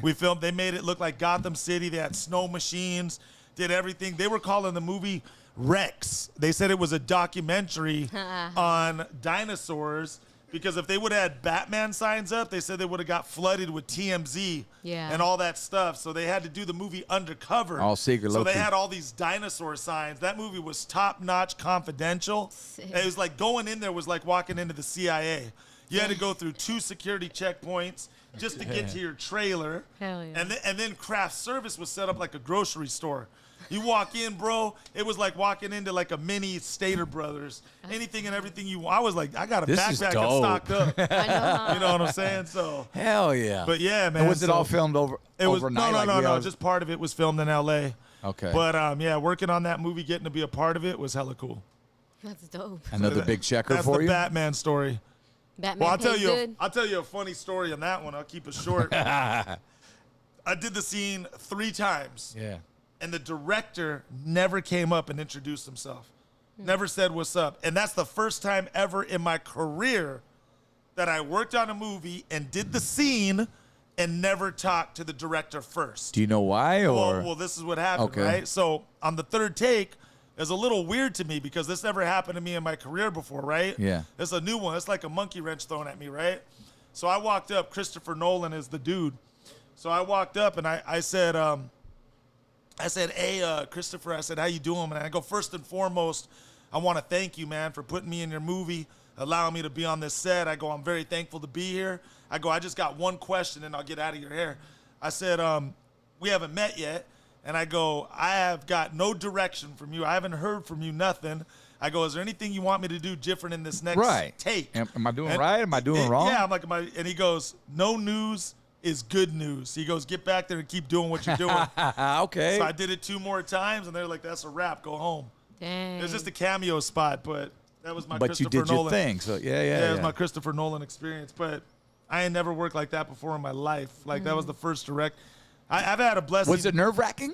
Oh, a little bit. I mean, a little, yeah, under a little pressure, bit. It was like a little like I was shit, say something. Yeah, I was a Like, little like, what's going on here? Like, who am I Yeah. talking to or what? You know, like it is like, get on your mark, do your thing. And I'm like, all right, I just hope I'm getting it right. But one thing I learned on that set, real talk, is when you're on sets like that, you better be on your A game. Right. Like straight up, you better be on your A game and ready. And look at you. And how many years was this? Like after you already had started, because you've been doing it for so long. I don't know. It's probably like 20. You're or already 15. seasoned. You out Yeah. there. I mean, I'm not saying I know it all because I'll never know it all. Even when I die, I'll still not know still it all. learn? But you always learn something new, you know, on set. I've had some weird experiences. I did The Mule with Clint Eastwood, which is on Netflix now. Okay. And on that one, it's a trip because Clint Eastwood, the way he runs his set, he don't yell action, cut, and none of that. Everything is done with hand signals. So you don't even know when you're about to roll. And Clint Eastwood, when he's directing you, he just sits like this close to you behind the camera, and he just watches you do your thing, and he goes, just play out the script, play out what's on paper, do what you do. And you're just like, all right. Yeah. So you start Without doing a it. start or without an action? Yeah, with the hand signals, you know what I'm saying? And like that's what I'm saying. And you just jump into it. Like, so every director directs the way that they direct. You know what I'm Right. saying? And that's what makes them legends. But I asked them though, I said, why don't you ever yell action or cut? And this was his answer straight up. He said, I feel like when people are yelling, sometimes you can feel disrespected. Sometimes people will feel like they're getting yelled at instead of talked to. And then that can affect your performance. Exactly. So he said Right. that's the reason why. And I was like, and that's a legend right there, bro. That's a great way to look at it. That's why I like talking to older people because you gain that wisdom. You know what I'm saying? We've had some shitty ass bosses, you know what I mean, in radio. Yeah. Her and I come from radio, as you know. And I mean, I don't want to throw names or I don't have to, but if you've been there, you've been there. And towards my end of my radio career was like, it was the same thing. The general manager, the regional, whoever didn't even want to meet us. Same thing. They didn't want to meet us. They just want to see numbers. Yeah. Right. And when I knew it was about that, and there's no more like physical interaction, It puts you on a don't care mode. like I don't care. I don't care if Exactly. you can put anybody in there. You right? can put a robot in there, and that's how we kind of felt like. Yeah, because then So- it feels like, you're a little bit of a pet, and you ain't nobody's pet. You know what I'm saying? Give me a something. Give me a banger. There you go. You got bangers in there. Nah, I got you. Noel G up in this, man, on the Blockout Podcast. You guys got any questions? Hit him in the super chat right there. This man's done so many movies. In fact, I'm telling you, I'm going to sit down the whole weekend and watch a lot of his shit right there. Beginning with Fast and the Furious. Yeah, man, start 'cause with that was one. I want to throw a name out to you, and you tell me who this person is, all right? Uh-huh. Coach. Oh, Coach. Who is Coach? That's a guy who's mentored me. His real name is Al Hadi, if that's the one you're talking about. But I would think that's the only one you're talking about Yeah. because He's played a very important role in your life. Man. Oh yeah, 100%. He owns a packaging company, so he packages Energizer batteries, string cheese, milk, cornflakes, Pringles. You guys probably have stuff in your kitchen right now that's packaged by his company. Hot Cheetos? Probably got stuff back here in Bubba's spot. You know what I'm saying? Right. Packaged by his company, and he's a man of faith. He's a believer, and what he does is the reason why he calls himself Coach is because he doesn't consider himself a pastor or an evangelist. He coaches you in the things of the Lord. And he says, so you're the team, I'm the coach, and I want you to win as the team. Right. And what he does is he demonstrates scripture so you can see it and not just hear it. And it hits you that much harder because you were able to see it and not just hear it only to get it that much more. Now, like was that. Coach the gentleman, not to cut you off, was go this ahead, the go ahead. gentleman that, because it was interesting, just to sum it up, I know you met a certain female, and this is kind of when you got introduced to Christianity, right? In 2008, was it? No, when I was 15. I'm sorry. When I was 15. So you met a girl and she brought you home to her family, correct? Was that Coach? No. Coach didn't come on into my life until 2008. That's where I. Okay, I got That's the where I two gentlemen rededicated. mixed up then. Because No, the guy yeah. that had a conversation with you, a 3-hour conversation with you, and Oh come to no, find that's out. another guy. Woo, you had some people bringing. Yeah, I'm trying to get into that. You know what I mean? That segment Trying there. to switch it over. I want to. Yeah. I like the coach method though. Yeah, the no, coach. I can show you guys a demonstration later, so you could just kind of get an idea of something, see something that you've probably never seen it from that point of view ever Yeah. before in your life. Because that The visual evangelical thing. like type of topic, it kind of turns people off because it's like, oh, you're trying to impose your, Christianity on other people. When it's like, when you talk about it in general terms, then you kind of see what the hell, is really the point of everything, right? So I think that's the better way to go about it, the coach way. Well, you can't be general either, just for the fact that you got to let them know what it's coming from. Yeah. Because- You're right. Because the devil's happy with one thing, and his number one thing is if he knows that you don't have a relationship with God, he's happy enough with that because he knows that you're going with him Yeah. instead of God. And there's points that could be made on that, whatever. But no, I never push my belief upon anyone else. And anyone who believes what they believe, I respect. That's what you do. But if that's how you want to believe, cool. I'll believe the way I believe. Right. You believe the way you believe, because at the end of the day, it's our own life and our own decisions that we make for ourselves. So I never push my belief upon anyone else. It's funny, too. Like, sometimes I trip out. Like, I don't force nobody to follow me on my Instagram. My Instagram's organic. There's no paid followers on there. There's no nothing. Like, that's all. You ain't even got the verified blue check. Oh yeah, you do. Yeah, you do. Yeah, I you don't do. mean nothing now, Yeah. bro. Yeah, everybody get that. All my work down the drain, bro. There's the real Noel G with the blue check mark out there somewhere, You right? got the gold check. That's why. Yeah, that's what they're is gonna it. do now. That's their next move, Yeah. right? That's a good one. The gold She one. dropping some gems too, right here. Give her a bomb already. Come on now. she got more than me. I feel like it's a contest now. No. Nah, I'm playing. That's a joke. I'm playing. So Coach But- was the man. Yeah, Coach was the man for that reason that I said already. Okay. But the short story is when I was 15, I met this girl. I was homeless at the time. Yeah. And she asked me a question. She said, how come you always wear the same clothes and I never seen where you live? So I told her straight up, parents left me, blah, blah. She took me to her house. Her dad was a pastor for a church. So he ministered the word of God to me, took me into the home. Yeah. And I was living with a family who was serving the Lord. And it was the first time ever that I saw structure and order and love in a home, because I never seen that before. And, you know, I was like, man, like this is like a real good family. Right. You know what I mean? Because of their values. Especially coming from your situation. Yeah, and to see that, you know, and that's, you know, I think to keep it real, even the tough guy who plays the tough guy, everyone wants love. You know what I mean? Right. So, long story short, I'm just keeping it 100. When Hollywood kicked off, I said, thanks God for giving me what I need. I don't need you no more. And I went and wilded out. You were a part of some of that. Yeah. You know? Yeah, don't put me in that. I wasn't there in 2015. We partied a few times, bro. You're the one who hooked me up with some of the clubs back then. It was all a Sick dream. ass. Yeah, right. A little sinning, a little It winning. was a dream that became a reality. No, bro. Here's the deal, man. But go on, finish your story. Oh, no, that's I'll get it, into but go- mine a little bit. Cause No, go ahead, dude. I see similarities because, you know, this game will fuck you up regardless. You know, whether you're a rapper, whether you're an actor, it doesn't matter, bro.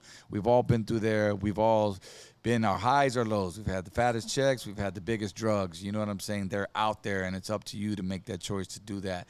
I had a strong addiction in 04, 05, 06, 07, bro. And I've said it before on the podcast, but I got to the lowest point in my life to where I didn't know where to go. I didn't know. I was done. I was ready to go see a fucking therapist, you know, a counselor, you know what I'm saying, and all of that.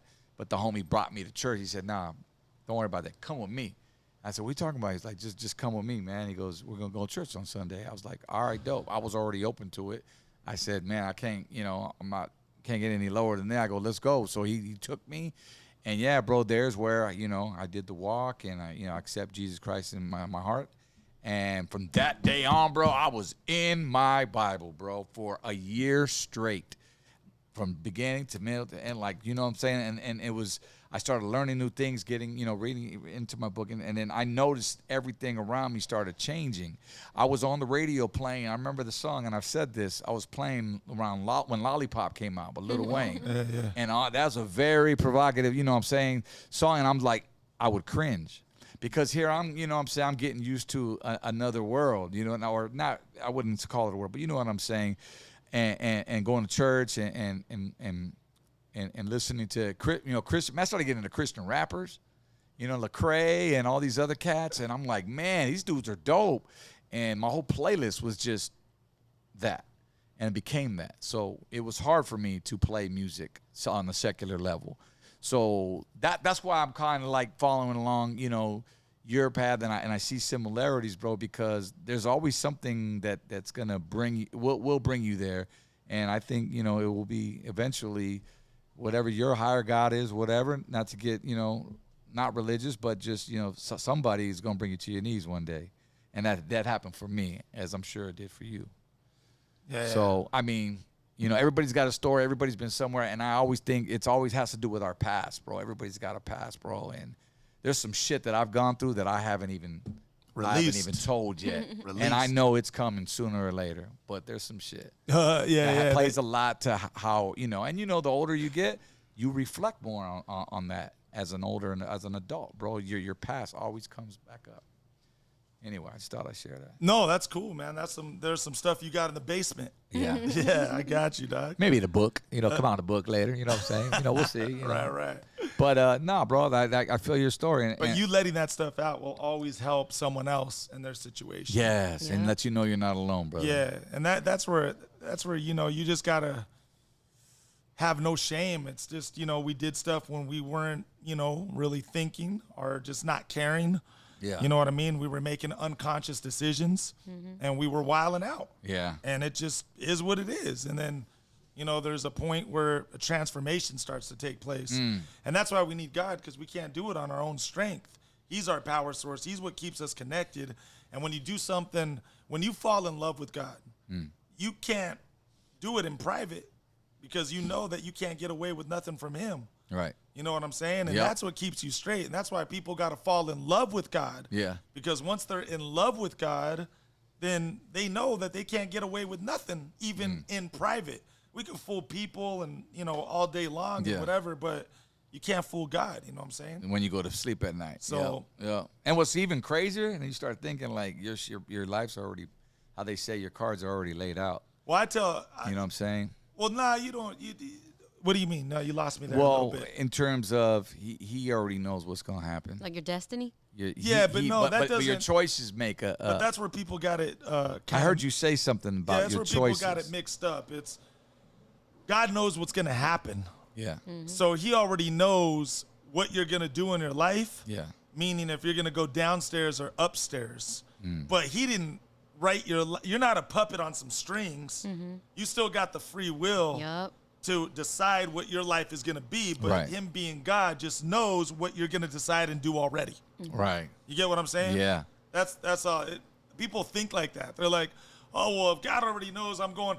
Well, God knows that because He knows that's the choice and the trap you're going to fall into. Yeah. But if you decide to not be in that trap and you decide you want to go to heaven, you can do that. Just God knows what decision you're going to make in the end. That makes sense? Was there a point where you walked away from at that point? Like, I know you mentioned with the girl situation, she took you in, and you're like, I got to Hollywood. Now, at this point. No, that's what I'm saying. When the money came in and, you know, I saw the short skirts in the party, and I said, thanks, God, for giving me what I need. I don't need you no more. You were talking to God. And then, I was talking to God. And then I went and wilded out for like 20 years straight. And then 2008 is where I came back. And we're like, enough was enough. Yeah. And I said, you know, and the way that you know someone is really genuinely serving God to be 100 is when there's a transformation in their life. You got a lot of people saying, oh, I love God and I'm serving God. There's no transformation in their life and they didn't go from this to that. And you question really, like, are you really serving God and loving God? People see, especially the people that know you, that you've grown up with.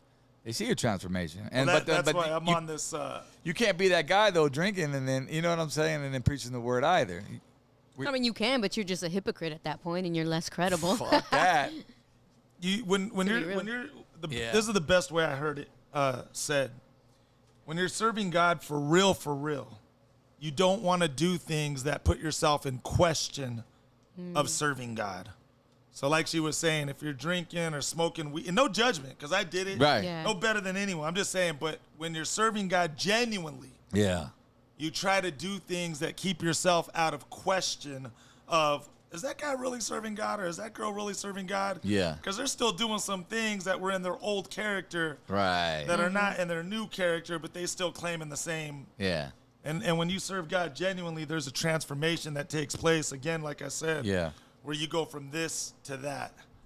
That's Makes crazy. sense? And it's not easy to give No, up it ain't. those, you know. No, it's not. But that's why, you know, the closer you get to God and the more you fall in love with God, it becomes easier to stop some of the things that you know you shouldn't be doing. You're right. And this is another thing with the drinking. You know, I'm just going to keep it real. So this is where drinking becomes a sin, is when you let it start influencing your decisions. See, because now you're under the substance of a liquid that has now influenced you to do something that you wouldn't have done sober. And it's more easier to fall into like, oh, I'll go do that or I'll go do this because I'm drunk and buzzed, so why not? Yeah. You know what I mean? But you knew what you were doing before that. Yeah. So I met a pastor one day and he said it like this. And, you know, at the end of the day, you just got to decide what you're going to accept and not accept. So I asked the pastor one day, because when I got saved, I had all those questions. I drinking a sin, is smoking a sin. I want to know it all. Like, lay it on me, right? And the pastor told me like this straight up. He said, look, when I'm with my wife alone, we like to have a glass of wine and have a romantic dinner. But he goes, here's the difference. I'm not drinking to get buzzed, and I'm not drinking to get drunk. And I'm not drinking to where I get to the point where it starts influencing us to have different decisions that we wouldn't have while sober. Oh, I got you. You get what I'm saying? Yeah. And you're with the right company. Well, he was with the right company. He's with his wife, a loved one, a trusted one, right? You're not just out here. Well, there's another catch too, you know. Oh, me and my wife be getting bad though, homie, all the time. I'm in the right company. And no judgment, bro. I just want this to be known. No judgment on my side. Nah, we just conversing, bro. Nah, shit. do what you do. I got no judgment because I'm no better. You know, I drank, I smoke, I've done it all. Yeah. Been there, done that. But the other thing is too, you know, that you got to remember is you can't do something that helps your brother or sister stumble. Right. So if someone has a problem with alcohol, it might not be a good idea to put alcohol into their face. And the reason why Christians say certain things is you don't want to put yourself in an environment where it's easier to fall. So, you know, when you hit in the club, it's I was going to say, because it's harder to, it's not a sin going to a club. Yeah. But the reasons why we just advise against it is because when you're at the club, it's easier to most likely drink and smoke weed. And, right. and I remember in what 04, I used to work, we did Club DVA in Hollywood, right? And I used to go out there, and that's when, about 2006 is when, you know, I came to the Lord, and that's when I just gave up to everything. I went sober for 2 years, man. Did it for 2 years. But I would still have to do this club. So I was going to the club, ordering me, what do you want to drink? I was like, what the fuck am I going to drink now? I'm like, give me a cranberry juice, man. Straight out. I was sitting there cranberry. I'm fucking leaving the club every weekend bloated. You know what I'm saying? And I'm like, shit. And I'm like, but that went on for so long. And I was like, cool, all right. You know, and don't get me wrong, bro. I sat there like I was a stickler, bro. I was like fucking, I wasn't myself. You know, rocking the mic. What's up, man? You know, like you would after a couple drinks. That's what it took me to do. And I would just go there in the first couple of hours. I would just like watch all these other people in front of me get drunk. And, you know, you're like, you feel like you're the boring one, or you've just, you know. Mm-hmm. But I was like, nah, this is my job to keep them hyped. So I would do what I had to do. And then one shot came. And I was like, it's just a little shot. Just you know, one. You take that one little first shot. I was just a shot. It's not a full freaking whatever it was. And that was one weekend. Just had a shot. And then the rest of the night, water, cranberry juice. And then, boom, there's where it starts, bro. And they say all it takes is one, man, a little bit. And then you feel okay. Like, oh, I'm okay. Let me test it more before you know it, bro. And I was back drinking that motherfucker. Yeah. Yeah. But you know what it was? It was the relationship with God at the time that kept you straight. And that's why you felt the conviction in your life. Yep. Because when you have that relationship with God, we don't got to tell you. Yeah. God himself will tell you. Don't do A, B, and C. Yeah. And then it's up to you to make that decision to care or not care, to listen to him or not. Yeah, to follow through. Shout out to Goonster the Realist. They said stay sober-minded. And that's I like that phrase, sober-minded, because you're clear-headed. You know, you're able to make your own decisions and be smart about shit. Dr. Dandridge said, then the tequila called him back. Right? Don Julio.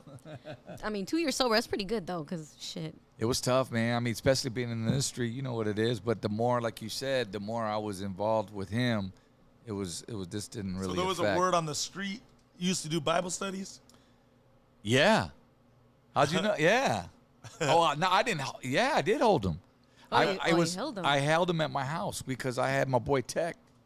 Shout out to DJ Tech, who was my boy, and his brother Pro, and then another homie Cam. We would all meet at my house at Tuesdays, and we'd have, you know, it was a men's Bible study at my house that we had. I'll tell you this, when I was heavily in it, we would just meet there, and then there was some that down the street, the local church, I'd go on Wednesdays for men. You know, they had men's conference, like breakfast type stuff in the morning, and did all of that, bro. And it was before you knew it, I was on Fridays at the other, instead of being in the clubs, I was at the homie Cam's house, and him and his wife and my girlfriend at the time. And then, you know, we brought the ladies, and it was poet after that. It was deep, bro. That's what's up. That's what's up. No, that's cool, man. That's cool. Yeah, I got a little word on that, so that's why I was like, is that right? Yeah. Little birdie told you that? That's the ODM over here, homie. He's at the club with this. That was some of the stuff in the attic I pulled out. That's crazy. That's crazy, G. Yeah. No. Shout out to Patrick D, man, for that $9.99. If God could answer one prayer, what would it be? I'm assuming that's for you, bro. If God can answer, it would be the prayer that you're praying for. You know, but some people have to know that when people pray, God cannot bless disorder. So if you're living your life out of order and you want all the blessings, that's why the blessing hasn't come in yet, because God can't bless what's out of order. Yeah. Once you start putting yourself back into order, taking care of one problem at a time, that's when the blessings start happening for yourself. So, you know, it's a difference between praying for something like, God, help me with this, help me with that. But what people forget is you got to work the prayer and actually physically do it yourself. It's like going to the gym. You know, when you go to the gym at first, you hate it. Yeah. But when you go and you start seeing the results, you love it, and it just becomes you. We tried that, Moons. That didn't work for us, bro. Yeah, I know. I wasn't loving nothing about Felipe, it. Esparza said we just got bad credit. Yeah. You know? You got to take Shout action, out to my though. boy Felipe, because he said that. But, yeah, I mean, it's But that's just how it is. And, you know, at the time you were doing all those things, you were genuinely in a relationship with God, and that's why you had the conviction, and that's why you felt weird at the club and weren't really able to do what ODM used to do, because now you had that relationship, right. And now you got the knowledge of knowing what's right from wrong. Yeah. And that's why even the Bible says that you're better off sinning without the knowledge of God. Because when you're sinning without the knowledge, you're not even accountable. Yeah. But once you know right from wrong, now you're That's accountable. The conviction. Yeah. So and that carries remember, with you throughout the even today, homie. Like, and it's good because God's calling you back. He wants you back in that relationship, but that's ODM's decision. Yeah, absolutely. You know, we remember God don't walk away from us, man. We walk away from him. God never ever left us, not once. It's us who leave him. And that's what I'm saying. Like, this is how I tell people, and I keep it super short. I give them 4 steps. I tell them like at the starting, I tell you like this. I would tell you straight up, straight out, don't even trust God right now. I'd tell you straight up, don't even trust, just get to know him. And once you get to know him, you'll start to trust him. And what do you do when you genuinely start trusting someone? Start having love for him, right? Yeah. And then what do you do when you start having love for him? You eventually fall in love with them. And when you fall in love with God and you do those 4 simple steps, that's how God will keep you straight and keep you out of what he knows that you're not supposed to be in, because you're allowing him to guide you, be a part of your choices and your decisions. That was crazy. And that's why I always tell people, like, God's way is better than our way. What's crazy is I literally was going to give everything up. I was this point of quitting KGGI. Damn. That's how deep I was in my rate. And that was the only career that I had at the time. I wasn't really touring or anything. I almost just got up and left because I was told he'll put it in you if that's what he wants to do. He gonna let you do it, make your own choice. I will, but and I just felt that coming. Like, damn, I'm like, what am I gonna do? Am I gonna do Christian radio? Am I going? You know what I'm saying? I ain't gonna lie, bro. I'm gonna keep it you know 100. I got 2 quick things, bro. If you're serving God for real, and genuinely and in full integrity, I'm just gonna tell you straight up, straight out, you're not gonna be the most popular person. Period. Yeah. But you'll know who really loves you for you, as opposed to who loves you for, you know, whatever else. You get what I'm saying? Yeah. And but there's other people that were like, look, maybe he wants you to stay. Yeah, maybe because he wants you to be a light for the people that and that's where you use strategy and wisdom, and you figure out how to incorporate God into whatever it is you're doing. Interesting, man. That's so dope.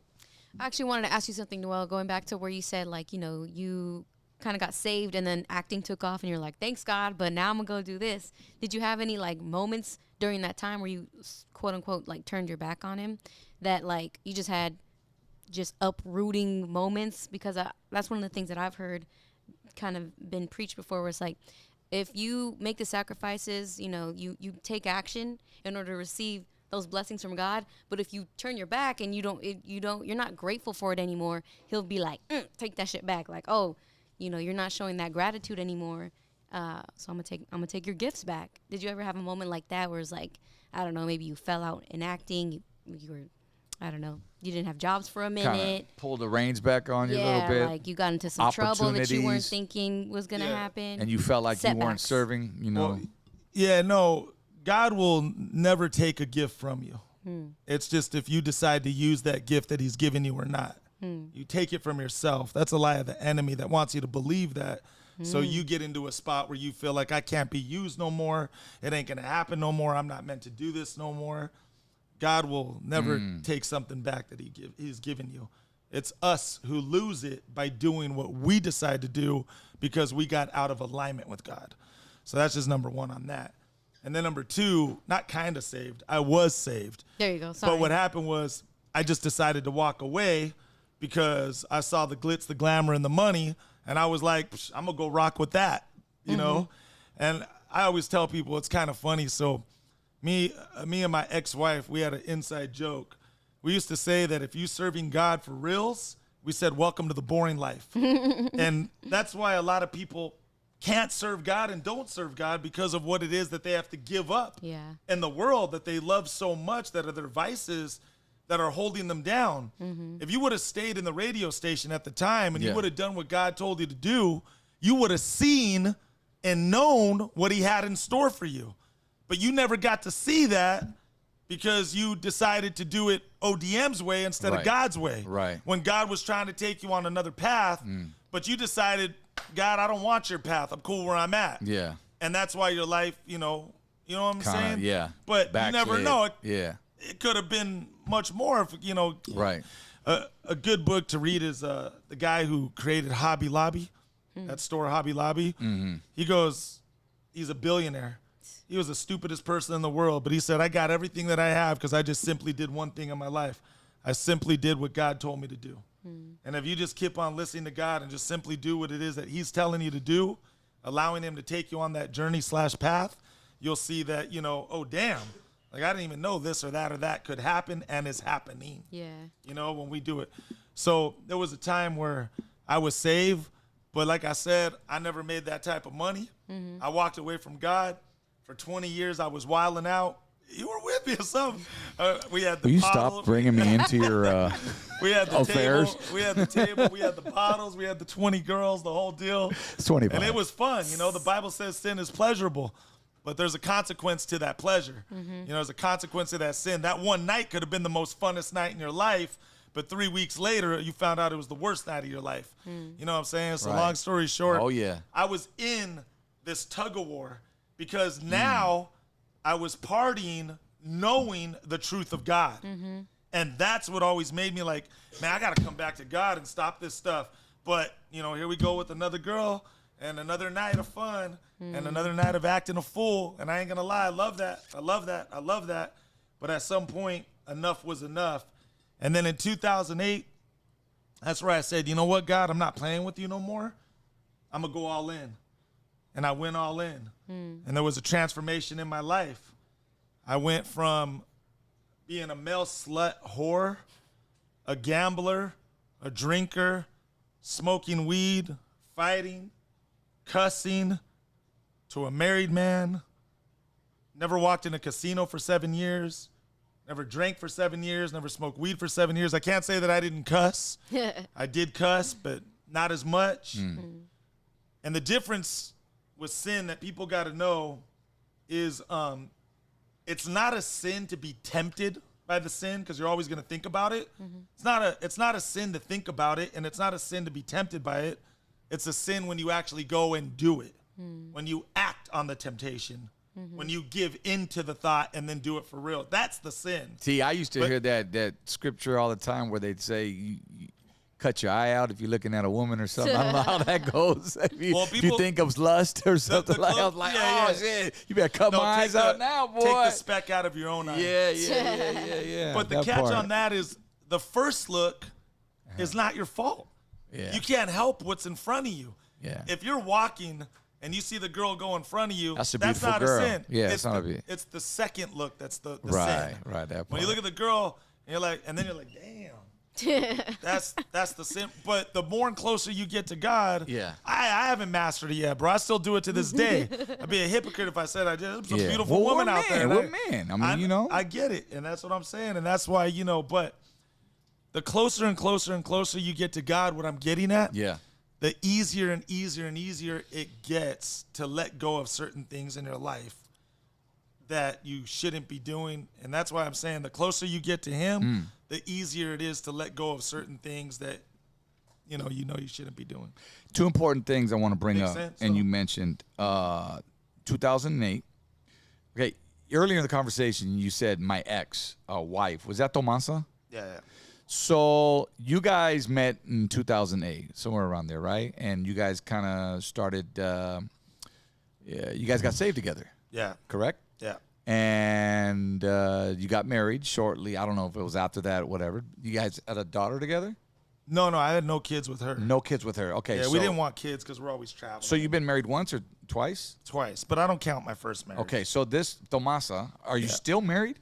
No. So okay, go ahead. I was going to say the second thing has something, because I noticed you said 7 years. Yeah, well, that would have made it 2015. No, 2015, I got a divorce. So we turning up tonight? Is that what you're saying? Like, that's just stop in 2015? I know, right? That's what I'm saying is I seen the truth of God in my life. And then in 2015, I ain't going to front, I got into a divorce.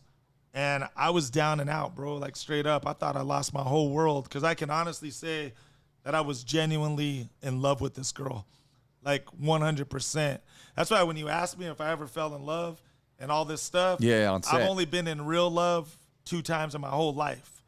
My first love ever was a girl named Jackie, and my second love ever was a girl named Tomasa. Every other girl in my life was just a whatever, just fun and wilding out type stuff, right? Right. Tomasa was real, like 100% real. And in 2015, I ain't gonna front, we got a divorce, and I wanted to commit suicide. Like, I thought my life was done. I thought it was over. I went to the beach, and I was crying. I was bawling. I was like, what just happened in my life? Like, thought my whole life went backwards. Did you make an Instagram? I mean, I know you make a lot of Instagram videos, but did you come to light? Like, did you come to truth on an Instagram video to talk about it? I remember that. I talked publicly about this because was that 2015 when it first happened? When you know who you're dying for, you just don't care anymore. Yeah. If Go I ahead. get shot right now, I don't care. That's right. Because I know where I'm going, dog. That's right. You know what I mean? Give me a mirror. Not one person on earth can get you into heaven, but God and God only. Okay. But anyways, just to give the short story, 2015. Yeah, if you want to go see what I admitted, you got to go down about 300 posts on my Instagram. Right. But you got to go back in the day. But long story short, I got a divorce, and I was just down. So I did 3 things in one night that I didn't do in 7 years.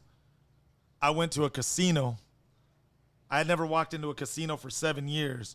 I don't claim perfect. But what I can honestly say is in 2008 to 2015, what I can honestly say in integrity is I wasn't a hypocrite, and I was 100% real about God. I was in my walk, and I was gung-ho at the time like you were, and then we fell back. Yep. We backslid. Mm-hmm. And what ends up happening was, because in that 7 years, I thought about cheating, but I didn't cheat. I thought about gambling, but I didn't gamble. I thought about drinking, but I didn't drink. I thought about smoking weed, but I didn't smoke weed. Thought about all those things. Be a liar if I said I didn't. The difference was I didn't do it. Right. When you're so busy in the things of God, you don't got time to sin because you're busy doing what God's telling you to do. So long story short, in 15, I lost my marble, man. I wanted to commit suicide. I was down and out. I thought my life was over. I thought my world turned upside down.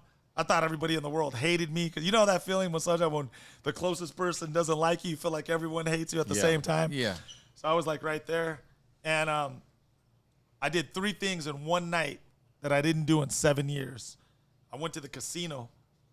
And even when I went to the casino, this was the craziest part. You won. No, this is the crazy. I know, right? I wish. No, I threw money away that night. But this is the craziest part. When I went to the casino 7 years later, there were people there from 7 years ago who were still there. Damn. Yeah, it was like coming to a reunion.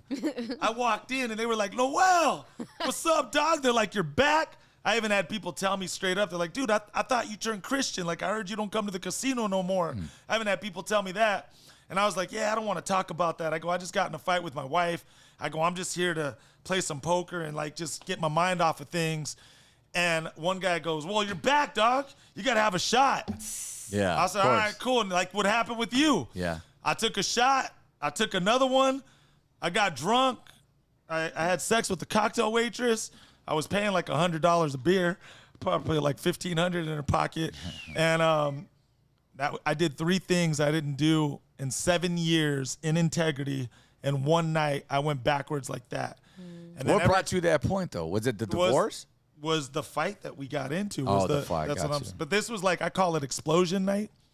We got into like a major fight that night. And it was bad. It was nasty. It was so bad that the neighbors called the cops. That's what ended up happening. But here's my thought. You guys are both into, you're not religion, but you know what I'm saying? Your Christianity, your walk with God, both of you guys, because that's how you met. I don't know if it fell off or one person fell off or not. If you guys were still there in this time, you would think that everyone has problems. No, and I get what you're saying. I get it. But you chose to go off the grid and go that way instead of going into your book. Yeah, I backslid, bro. Yeah, because I crazy. was that was a rough time in my life. 2015 was probably one of my worst years in my life ever that ever happened. So, nothing bad, but it was one of those nights where we had to make a hard decision. And it was one of those nights we had, you know, no work, no vacay. Like it was just a day where, you know, chill, whatever. So I said, we got to talk about something that's been, you know, bugging me a little bit. We were youth pastors at the church, and that escalated so much that the neighbors called the cops. I had 5 police officers at the door, and they were like, "You got to leave." Damn. And I was like, and I left, and I went to the beach, like I said, and I was crying, bawling out, and then something snapped in me. I said, "I ain't no bitch," and I just said, you know, F this, and so I went to the casino just to be like, you know, and I got into my ungodly feelings, and that's why I did what I did, and then ever since then it's been a struggle, but I've been getting a lot better now. Yeah. And now I'm coming back because I know God is the truth to keep it 100. You still have a relationship with Tomasa? Yeah, we're cool. Dope. Yeah, we stayed friends. We're cool. Yeah. Damn. Just like that, yeah. But that's why I tell people, like, that's what people don't understand. You know, when you're serving God, you're gonna have your ups and downs, and that's why. You know the reason why I picked God, bro? I'll tell you this. I picked God for one reason and one reason only. Because when you really get to know him, he just makes sense. That's the bottom line, bro.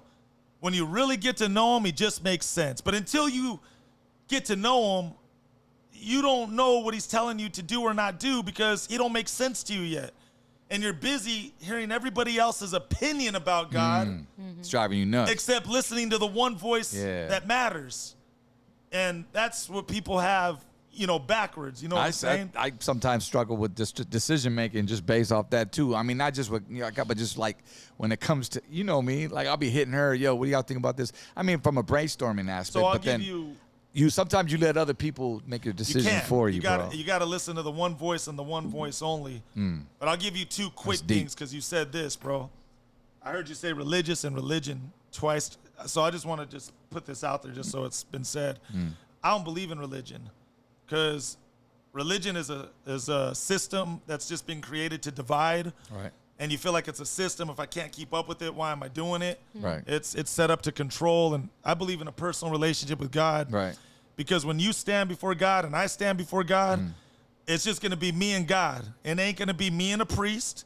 It ain't going to be me and mommy and daddy, me and my best friend. It ain't going to be me and whoever.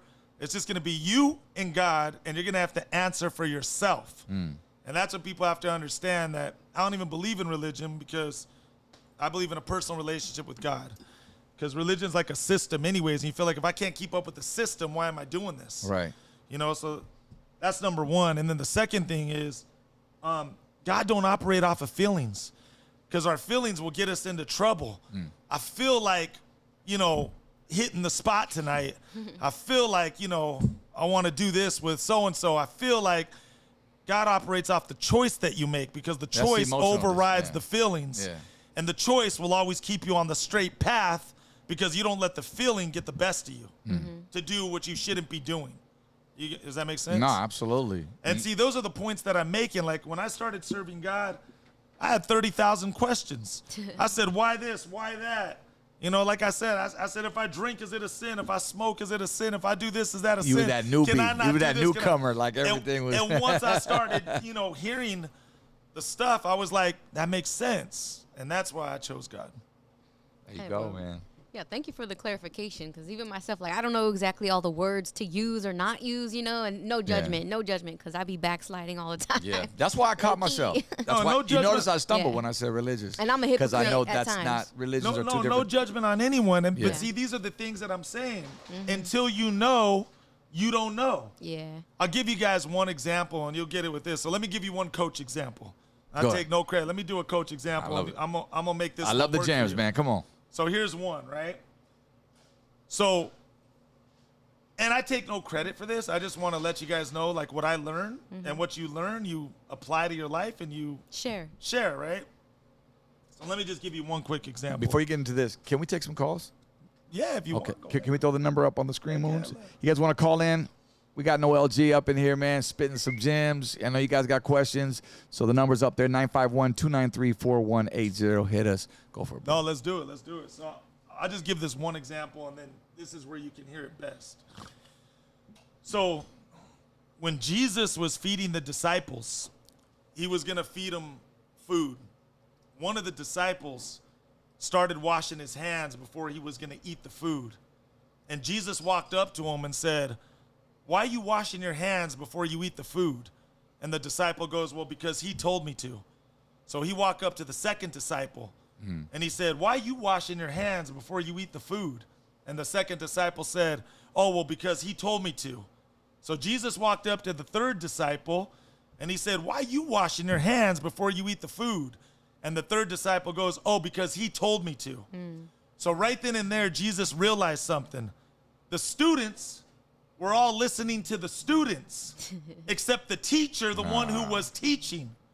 So he had to find a way to reverse that to show the students stop listening to each other and only listen to the one voice that matters, the teacher. So the way that he reversed it is he said, let it be more important what comes out of your mouth than what you put in your mouth. Because he had to show the students, you guys are hearing everybody else, but the one that matters the most. And that's the problem. You're hearing all these other people's opinions, except the one voice that matters the most. And that's why we all jacked up in the head, because we're listening and taking everybody's opinion in, and everybody else is what they got to say, except the one voice only that we should be listening to, which is him. Makes sense? Give me a banger. Give me a banger. Makes a lot of sense. Let's take this call real quick. Let's pop them up. Kind of looks like it's coming from Riverside. You're on with Noel G, the Blockout Podcast. Hello? Hello?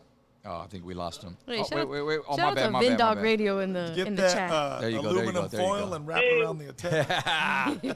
That's old school movie. What's up, guys? What's crappening? It's DJ Pat D. Hey, DJ Pat D, old school Jack Factory. What's up, big homie? Dude, I just wanted to say, great show. Noel, I met you once in person at Toyota, which you do a great job promoting there in Covina. Oh, no, not Covina. What city is that? At Toyota? Oh, you got to put your headphones on, bro. Yeah, I'm well, sorry. I can't hear. No, hold on, Pat. He doesn't have his headphones on. Oh. Put those on. My bad, dog. I forgot. Okay. Yeah, we need that to hear him. Go ahead. Okay. Oh, anyway, I just want to say, guys, great show. I love you guys both. And we got to do coffee or something sometime, Mr. ODM. Yeah, Pat, it's been way too long, brother. I see you out there busy, working out in the community, still doing your passion. I love it, man. DJing. Go ahead and ask your question one more time. Noel can actually hear you now. He couldn't before. Oh, yeah, I just said, Noel, I met you once at the Toyota, I think of Claremont? Claremont. Yeah, Claremont. Yeah, I met you one time, but we communicated via, I think, DM off Instagram. DJ Pat D, if that rings a bell. Okay. But Anyway, I just wanted to say, love you guys. Great show. thank you, Pat. Thank you, G. Thanks for checking in, brother. Much love. There it is, man. All right, we have some calls coming in, but hit us up again. Number is 951-293-4180. Hit us, Blockout Podcast, Noel G. Bro, how do you say your last name? Because I didn't want to butcher it. No, I don't say it. Okay, never mind. That's why I say Noel G, and that's all you Okay. gonna get. All right. That's all you need. That's a real story, man. I don't even know how to say it myself. I'm like, if you figure it out, let me know. Hey, shout out to Tortanator, our very own, who's missing today. Danny Boy's in the chat. He said, happy Monday of your life, ladies and gentlemen. Today is a glorious day to live in an excellence with boundless enthusiasm, limitless That's not integrity. fucking Danny. Danny got hacked. Staying true to our vision and with a heart full of love. Well, he's saying that because that's one of the affirmations the homie be saying. So Who? Him? our homie Lights Off. He be saying that. That's like his mantra, and he's, a man is that of why God we've been too. getting group texts all day today with those messages? Yeah, that's been the mantra. So shouts out to them both. All right. What's up, Tortanator? Let's see. Let's go to the phone lines right now. Hey, what's up? You're on with Noel G. Hey, it's all the way live. God, Speaking of. It's our fourth member, the gold member who's not here. His name's Danny Boy. What's up, Danny? What's cracking, lacking? We here live from San Diego. Congratulations, man. What's up? Hey, brother, we here. We're having a great time. Good conversation. I know, bro. I'm tapped in through the headphones, but you know, I couldn't be there live. But you know, we still showing love, and you know how it is, puppy. Whoopie. Like this stupid. Don't ever call me Poppy again, all right? Hey. Well, Nah, just showing love, you know, just calling in, checking in. Shout out to Noel G. Appreciate you for coming on the block out. And we got a little Poppy right here, live and direct. His little boy. He's got a little boy. Oh, little awesome, right awesome, there, yeah. man. That's what's up. Anytime, man. Yeah, thank you, Jay. Hey, Appreciate you. Let me tell you guys right now. Today is a glorious day to live it in excellence with limitless integrity with a heart full of love, baby. You forgot boundless enthusiasm, my boy. Oh, shit. Hey, that's why CC is my go-to. Hey, tell the truth, dude. You've been on chat AI, GPA, all day, huh? What in the AI? You know what it is? I've been hanging out with Lightoff too much. Shout outs to Maine Ortega, man. Hold on. Shout outs to Maine Ortega right there in the super chat. Noel, have you ever worked with Michael Flores? I think that'd be a sick collaboration. All right, Thorntonator, say hi to the hyena for us and little baby boy, all right? All right, big dog. Much love. Appreciate you guys. Late. All right, peace. Question. Yeah, no, we haven't. I know him. He's a homie, but we never worked together. Okay. Who is he? An actor? Or? Yeah, he's an actor. I don't know much. I don't watch much TV. You already know, like in the radio game, pretty much everybody know everybody. Yeah. Same thing in the acting world. That's what's up, bro. So what other projects you got like cracking like this moment? I always see you posting like in the works. Like right now the Mayans that's out right now. Just did a big one with John Travolta and Quavo from the Migos. Oh, dope. That's gonna be dropping soon. And then just did a movie with another one with with I don't know if Ryan Ochoa, and he was in that show. It's more like a Disney movie. Yeah. Yeah, like my first Disney movie with Ryan Ochoa. He's in I Love Carly. Like your kids might watch the show or whatever. My daughter used to watch it, Yeah. So that and some other stuff, man, I can't even think. Man, you've been all over the place. I saw you were in was it Miami? You go to like meet and greets all over the world, huh? That's like your thing, right? Yeah. Car shows, I be hitting them. Do I need these on still? No, you don't need them. Oh, yeah, okay. You look good with them. I hear me echo in there, and I can't talk straight. You ain't got that rapper me. You know what I'm saying? I haven't mastered that yet, man. It's weird to hear your voice. Yeah, I hate the headphones, bro. Because every time I talk, I feel like I hear myself echo. I'm delayed. And I can't talk right. You know what I'm saying? That's just me. I haven't mastered that. It's all good, all good. So you were in Miami recently, right? Yeah, no, I do a lot of car shows, a lot of meet and greets. Just whatever people want to work out. I end up doing conventions. Like the comic conventions. Yeah. Do a lot of that stuff too. Weren't you out the country? Like, yeah, I just was in Japan, bro. Japan is like, it was crazy out there. They're like 20 years ahead of us. It's straight up like living, straight up like living in George Jetson world. No lie, no joke.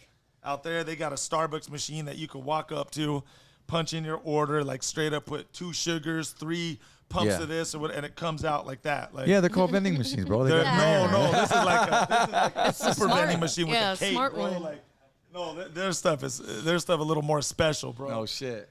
They got a train that goes 200 miles per hour. They got a toilet that wipes your butt for you if you want. You ain't even got to wipe your own butt. All No lie, no joke. Yeah, it's crazy out there.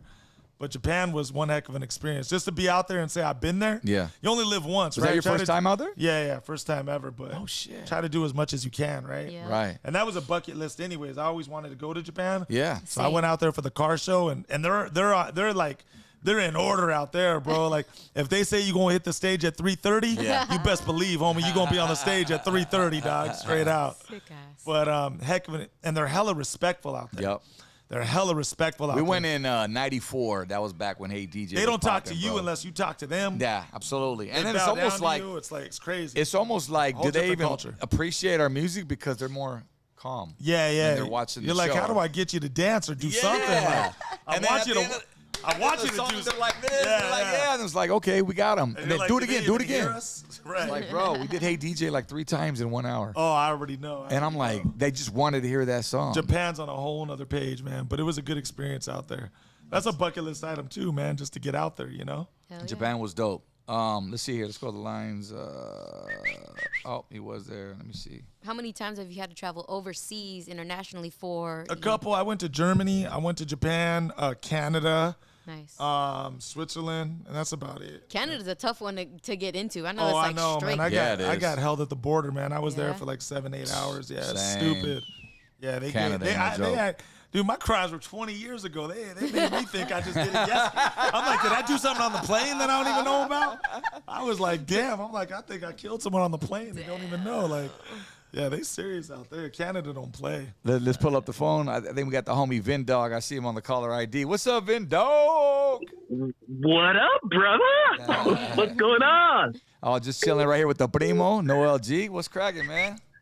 Bro, remember when Noel G came and hung out with us at GGI back in the Here we go. Yeah, I'm going to take a get piss into break. it. Hang on 1 second. I'm like, No. damn, man.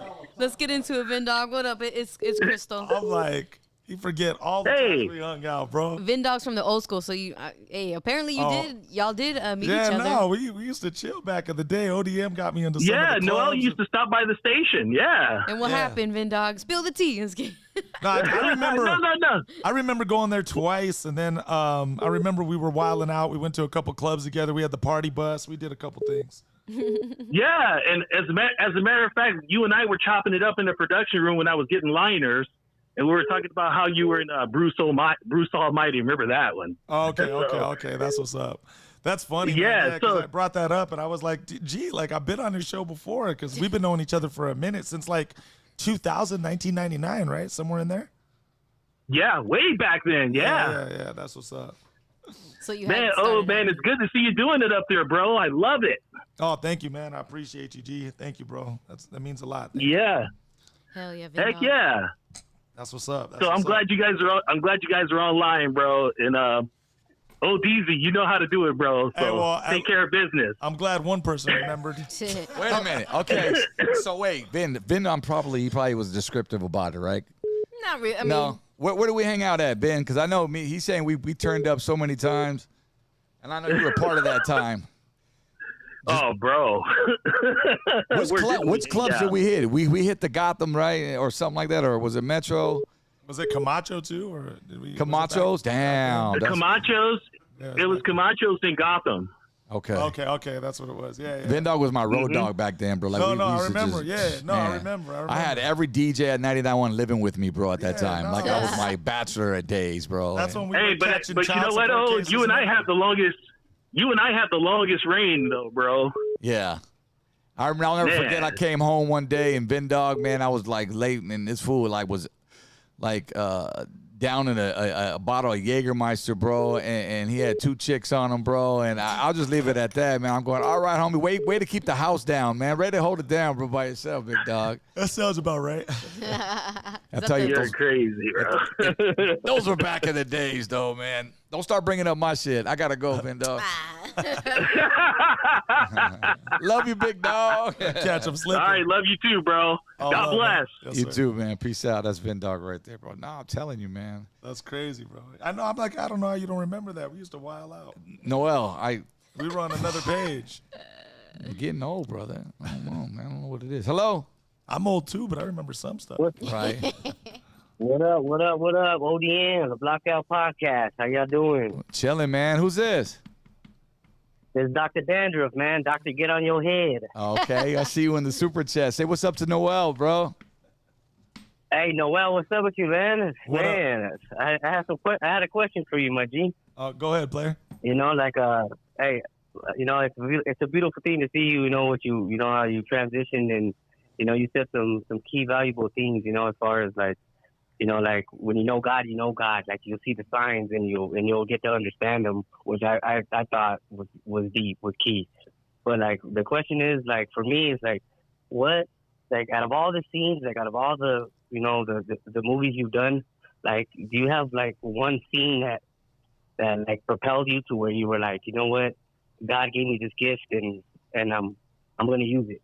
Like, you know what I'm saying? Like, I mean, has God talked to you? Has God talked to you on a set? Is what I'm saying. Like, you know, in any of your movies. I'm sorry, I can't even get the damn words out because that's a dope question. So deep. Yeah. No. Well, I didn't really hear. He was talking to me my whole life, but I didn't really start hearing and listening to him until I committed to him. And once I committed to him and decided to go all in, that's where he started giving me visions and dreams and ideas that were different from the original visions and dreams and ideas that I had. It's like I had some visions and dreams and ideas, but with God, they were amplified and taught me how to be strategic and use wisdom on how to incorporate it into the business. And so, you know, just to give an example, sometimes I would be on a set, and when you first get saved, it's kind of funny, you know, if you know, you know. When you first get saved, it's like, oh my God, I got to tell the whole world about Jesus. But you're an unguided missile at the time. But you're more effective when you get tamed and you learn and you understand and know his word on what to say, on what he would have you say, as opposed to what I would say myself. And a guided missile is more effective than an unguided missile. So as I started becoming an unguided missile, I started using strategy and wisdom on how to share the word of God on sets. And sometimes, you know, I'll be straight up, straight out. Sometimes God will release you to let the word out, and sometimes he'll just tell you to shut up. It's not their time to hear it yet. And so, you know, that's how you kind of get guided by God on when and how to release his word and to who and when. Great answer. Man, that's a beautiful thing, man. Hey, you said what? When and how? I'm over here thinking when and how y'all mixtape gonna come out. I be hearing through the grapevine you be rapping, Noel. Don't play with me. You and ODM. Let me find out you got something. Y'all got something brewing in the making. I'm gonna send him the link to one of my songs because I hell yeah. See, there's one I didn't find online. I could have posted that shit. Yeah, no. Hey, y'all have a good night, man. Hey, it was a blessing. You keep preaching, brother. You keep doing you, man. You got a good head on your shoulder, man, and you positive for the raza, man. ODM, mad love, baby. You already know how it gets down. Dandruff, appreciate you, bro. One love, man. Thank you, brother. Give me some clappers. Thank you. You drop a gem for that. Good dudes right there. Numbers up, 951-293-4180. I know you're a busy man, bro. We're almost about to wrap it up. Just want to take maybe one or two more calls. I see Miss Carissa B in there. What up, baby West Coast? She's in the super chat right there. And, yeah, just hit that number right there. I know we got some things we want to promote coming up on this weekend as well. We got some places we're going to be. What else, brother? What else we need to touch upon, man? I mean, the floor is yours. No, I mean, that was it. You know, I go off of the questions or whatever. I know we were chopping it up, but long story short, man, I would just encourage people to get into that relationship. And the relationship is what, you know, will keep them on a better path than the one that they might be on right now. And they'll be more so guided, you know, by the power source. It's hard to explain, right? You just gotta. No, it's not hard to explain. It's easy. It's just, that's what I'm saying. Once they get to know him, it's like your best friend, man. You know, who's your best friend? My wife. You're 100. I love that. Yeah. That's the most beautiful answer right there. You know why she's your best friend? Because you tell your best friend everything. Yes. That's what I'm saying. And that's what she got. And these are some of the things that you learn, you know, with God. You get what I'm saying? And so that's my whole point. So if someone was to tell you something about your wife and that wasn't it, you'd be like, nah, hold up, man. Like, I know my wife and I know what you're saying is not real. That's how you got to know God. So when someone else says something to try to detour you, be like, nah, I got a relationship with God and I know what God would tell me. Yeah. It's not what you're saying, so I know who I'm going to listen to. You know, and then you know how to defend your, and that was one of the things too, you know, your real sword is God's word, knowing God's word. When Jesus fasted the 40 days, the first person who approached him was the devil. And this is when Jesus fasted. He was fasting so he could get into that clear line of sight to have a relationship with God, to hear directly from God what God was telling him to do on how to proceed in his walk here on earth. But after 40 days of not eating, not drinking, the first person to approach him was the devil. And the devil said, hey, turn this rock into bread. And Jesus was like, I can't use my power in this way. And the devil was like, why not? Like, you haven't ate for 40 days. You haven't drank for 40 days. All you're doing is turning a rock into bread. You're hungry. Just turn the rock into bread, put a little something in your stomach. No harm, no foul. And Jesus's response was, because it is written by my Father that I cannot use my power in this way. So the bottom line is when something is not written by God or the word of God, the bottom line, period, no matter how much someone tries to use intelligence, rationalize it, or justify it, the bottom line is it's not the word of God. And you don't know that, though, unless you know the word of God to know how to defend yourself. In the word of God. You know, and so, you know, I could bang in the I'm not saying I'm the craziest or whatever, but I'll leave on this last note if we ending up. This is the biggest thing I want people to know, and I'll do it to you two right here just to give you, I'm not scared of nothing no more. I kid you not. I'm not scared of a car accident. I'm not scared of someone putting a gun to my face. I ain't scared of dying. I ain't scared of none of that stuff. That may sound crazy, whatever, take it as you will, but the point and the reason why I'm not scared anymore is because at the end of the day, when I die, I know where I'm going. And so when you know who you're dying for, you're going to ride it all the way out and not care what people think or say. And Jesus himself says they hate the Jesus inside of you. They don't hate me. So don't worry about it. They don't hate you. They just hate the God that's inside of you. So the way I tell people like this, but I will tell you 2 things straight up, straight out that I am afraid of. 2 things only. These are the only 2 things that I fear the most. So I'll give you one more coach example. I take no credit for this, but let me just ask you guys a question. If someone came to your house, knocked on your door, and said, hey, let me inside your house. I just want to eat, take a shower, and just get some food, rest for a little bit, and you never met this person before in your life, you going to let them in? Mm-mm. Why not? Well, I got kids in there for one, and I don't know this dude. Well, are you going to let them in? Hell no, I'm a female that lives alone. I don't Exact- trust. No trust issue. So here's my whole point. When you stand before God, it's just going to be you and God, and heaven is his home. Oh, and you going to stand before him. Gotta go there with that. And you going to say, let me in. And the 2 things that I'm afraid of is God's going to say, I don't know you. I don't know you. Why should I let you in? That's why it's a personal relationship with God. So you want to get into heaven's home, God's home, which is heaven. And then one thing that I fear is God saying, I don't know you. Yeah. And he says, turn around and walk away. And you know where you're going? You go to hell. And hell, you burn for an eternity. It don't stop. It's not like you're going to burn for 5 years and be like, all right, I'm used to it. No, you're going to burn for an eternity. So that's why, you know, God is your creator, your father. And that's why I encourage people, get into that relationship with God, because the worst thing you want is yourself standing before God and him saying, I don't know you. And that's what keeps you straight. Man, that's cold. Man, that's a dope analogy, bro. Yeah. True spit. Hold on, this guy right there. You better listen to him. No, here we go. We take one more call, bro? Yeah, you got to call in on your life, though, G, man. You know God, and I know you struggling, ODM, straight up. Just by what you saying, real talk with you, I know you're struggling, and I know you're on a back and forth, and that's probably one of the things you got in the attic. Ooh. Because here's one thing that someone told me, and I'll never forget this, and we'll take this call. Go ahead. He said, when you know the truth of God, it's harder to go back into sin life because now you know the truth. You'll never conviction, brother. You'll never feel right doing it. You're on with Noel G, Blockout Podcast right here, man. It's getting deep. Let's get it. You got him pot up? This is Pepe. What's going on, Buttles? What's up? Who's this? It's Pepe. Who?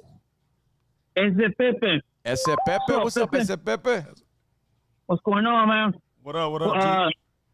You hear about Mel Gibson coming out with a documentary about what's going on in Hollywood and all this Titanic stuff? Yep. And did you ever see or experience or see any of these Hollywood directors and people doing all kinds of weirdo stuff? Well, one truth that I know about Hollywood is that the Illuminati has a rule. And one of the rules that they have is that they have to say it publicly to the world before they do it. And how do they tell the world publicly? Through television shows and movies. Yep.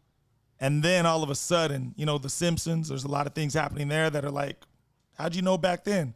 That movie on Netflix where the train derailed, So that's a rule of the devil, that I have to say it publicly to the world before I do it in the world.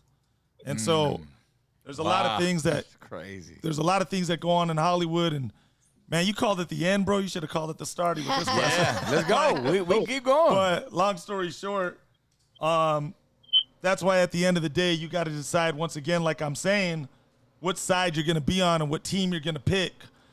And one thing that my pastor said that, you know, I'll just say it like this. He said, in these days that we're living in today, for real, you're truly going to find out who are the saints from the ain'ts. You're truly going to find out who's real about God and who's just talking about God. And there's a scripture where people say, you know, their lips are close to me, but their hearts are far from me.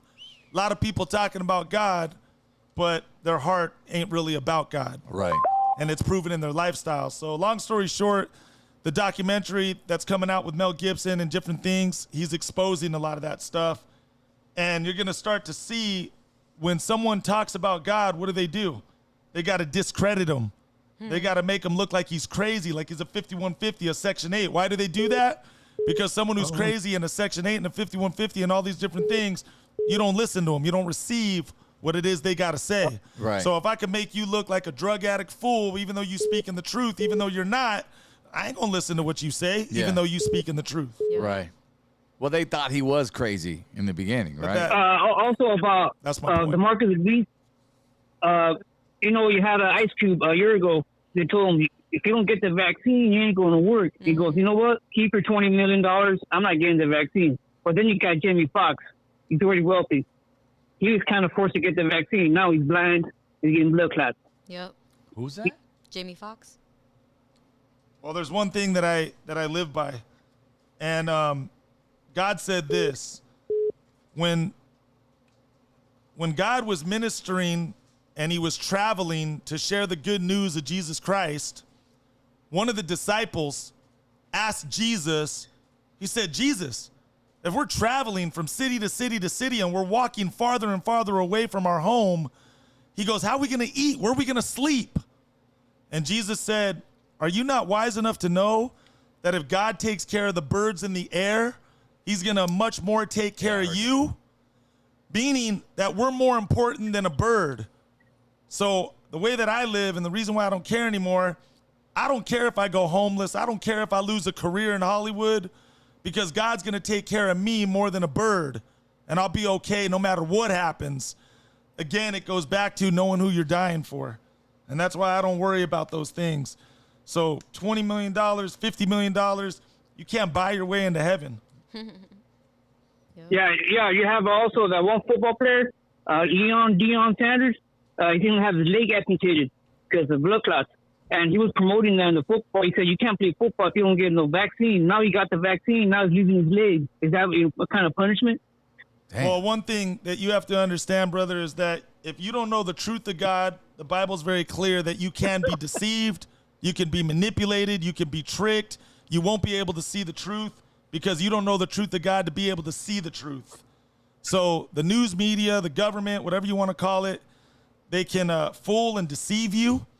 And that's why at the end of the day, you got to know whose words you're going to listen to. The world's or God's. Yeah, I don't watch the news anymore. A bunch of mentirosos. Appreciate you calling, brother. Thanks for tapping in this evening. Yeah, he was gonna open up a whole nother can of worms because you get started on the one world government, the cashless society, the mark of the beast, and all that stuff. That's a whole nother. Hell yeah. That's a whole nother deal. It was an Ice Cube posted something today. I think I saw it on the Baker Boys, Nick and Eric's Oh yeah, page. I saw it. I know what you're talking about. He's talking about gatekeepers, and with this whole big three thing that he's been, trying to push, or he's been, and he goes, "We're gonna do it with or without you," but it's the gatekeepers that are trying to keep us from growing. He goes, "I wouldn't fuck with the NBA personally at all." He goes, "That's why I got my own thing," but it's the gatekeepers out there, and he was talking about doing a whole gatekeepers tour and, just speaking to the people about that. Did you see it? Yeah, I saw it. I'm trying to find it. At the end of the day, that's why this is a new thing not a new thing. I take that back, but this is something that, and you know this, bro. I'm listening. being in radio, this is how I tell people. I don't care what podcast you've seen, what interview you've seen, what magazine you read, what news you've seen or whatever. If you don't know someone personally or were involved in the situation personally, right, you don't know a damn thing about it. 100. All you got is what's on Front Street. Facts. So all I know is what I know personally because I was either involved or know the people personally. But if I'm not involved personally or know the person personally, Doesn't concern you. I got no opinion and nothing to say on it. Amen to that, bro. That goes back to what you were saying. You got to learn somebody first. No, how did you say it? I say you got to do the a heart check and a back personality up. check first. That's so true, And man. that's my point with God. Once you get to know God and get in a personal relationship with him, you'll know directly what God is telling you as opposed to someone else what they're telling you. We got another call here from Houston, Texas, coming in right now. The Blackout Podcast, you're on with Noel G. Hey, what's up, Noel G? How you doing? What up, player? How you ODM, how y'all doing? Chilling, boss. Pretty good, man. It's a blessing, dude. I can't believe I got on.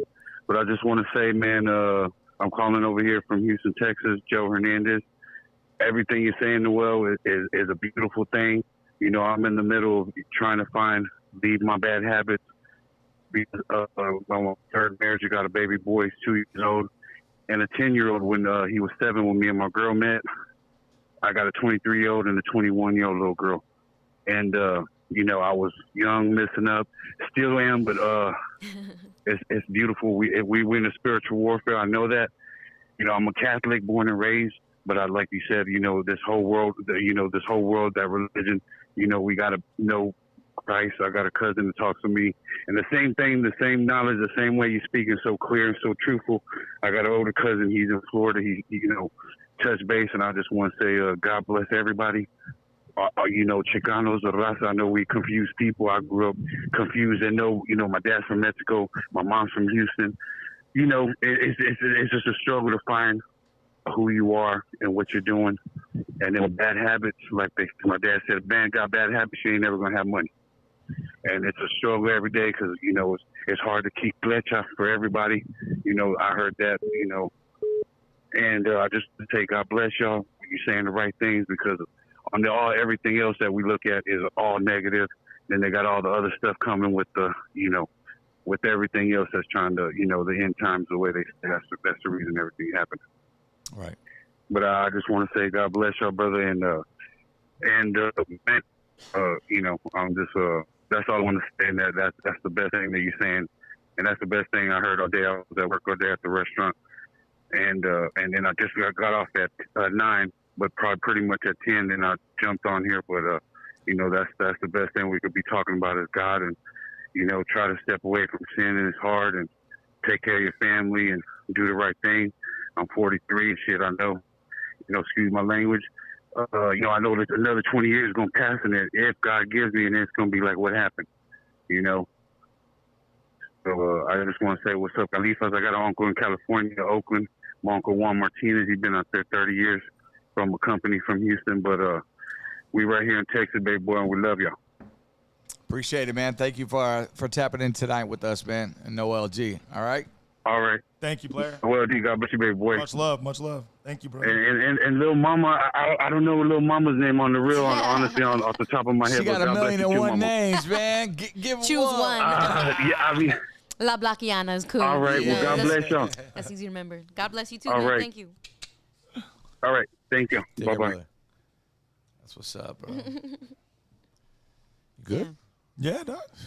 Man. I'm here to serve you today. Getting knowledge, bro. We're getting knowledge today, man. Excuse me if the calls are coming in and, you know, it's going to voicemails because, you know, we want to give respect to those that are speaking. You want to hear the dial tones keep going off and on. But the number's up there. Hey, calls keep coming. My man's, you know, dropping gems on us as always. Noel G. Crystal, what you got, girl? I'm just drinking it all in, man. Ooh, you know, I know there ain't nobody smoking weed around this motherfucker today, huh? Ain't no hot boxing today, huh? We don't smoke here. Look at see how the weed goes away. I don't care, bro. I got no judgment. I don't care, dog. Look at everybody. It's clear. I can see everybody at home right now. I smelled a little bit in the I'm air. not God, bro. No one got to prove themselves to me, bro. I got no judgment. Fucking no ODM. care, He bro. brings Noel and makes it all uncomfortable for us now. He's a real one. Thanks, ODL. I No could judgment. care less. Do you, bro? I got no judgment here. I love everyone. I love everyone. That's the best right there. Yeah. No, yeah, to be clear on that, man, all this is said with no judgment. Yeah. No, sure. nothing. It's just trying to, guide people and direct people. But at the end of the day, it's the own person's choice. You know what I mean? So Yeah. What's your no judgment? No judgment. Now, what's your relationship with your children now? You got 3 or? Yeah, I got 3. Three. I got 3. Yeah. For a while, were you trying to mend a relationship with your oldest? No, Or was with it your the- youngest? The third one. Yeah. Okay, I'm still working on that. Okay. How's that going? The mom's a horror show, but She makes it tough. I'll leave it at that. Yeah. Okay. But my first 2, I'm very close to. Are they also in? What's funny is I say before God, I was a good father financially, but not emotionally. And when God came in, I became a good father financially and emotionally. How do they perceive that? That was another difference. Your children, when it comes to. Oh, they're cool. They love it. There was the time of hurt because of, not being in their life as much as first, because partying and business was always first. Yeah. And then it was like, I'll get to them when I get to them. But as I, again, got calmed down and learned what was most important, one of the things in life that a lot of us forget is we think we have time, and we never know when our time is going to be. You know what I'm saying? Right. So we gotta. That's why it's more so important to make these decisions now, not later. And I tell people straight up, if you're alive and you could think for yourself now, you're in the best position you could ever be, because from this day forward, you can make the right decision. You know what I mean? But you can't force, like we said, you could take the horse to the water, but you can't force it to drink. At the end of the day, it's free will. They got to make their own choice. You could share what you share. They could take it or throw it in the trash. You did what you were meant to do, planted the seed.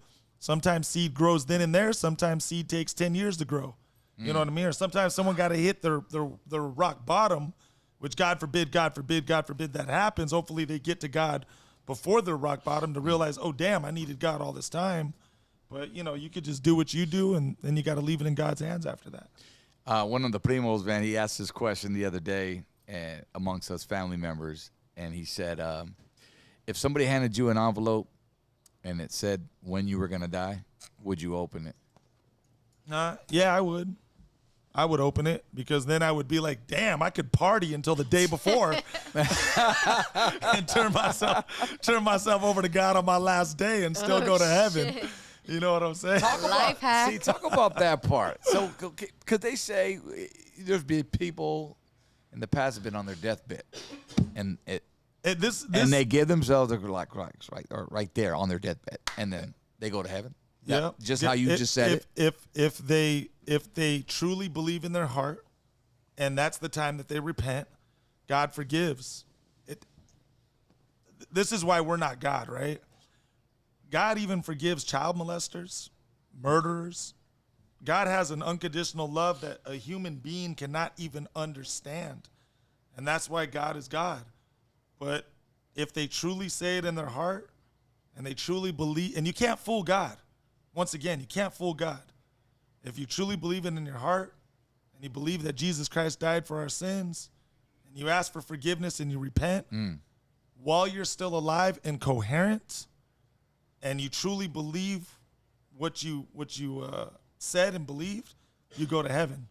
Yeah. But that's why that's why God talks about you got to be ready in season, out of season. You know who the biggest gangster in the world is? Is Jesus Christ, straight up. The most rated R book is the Bible.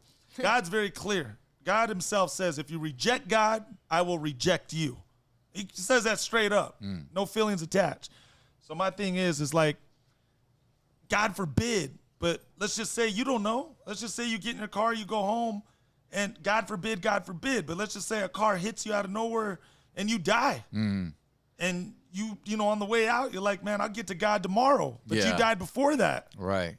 I would guess/assume you didn't make it to heaven. So that's a blessing that I have too, is that, you know, when you know God, sometimes by someone's lifestyle, you really question, like, damn, did he or she really go to heaven or not? Yeah. You know what I mean?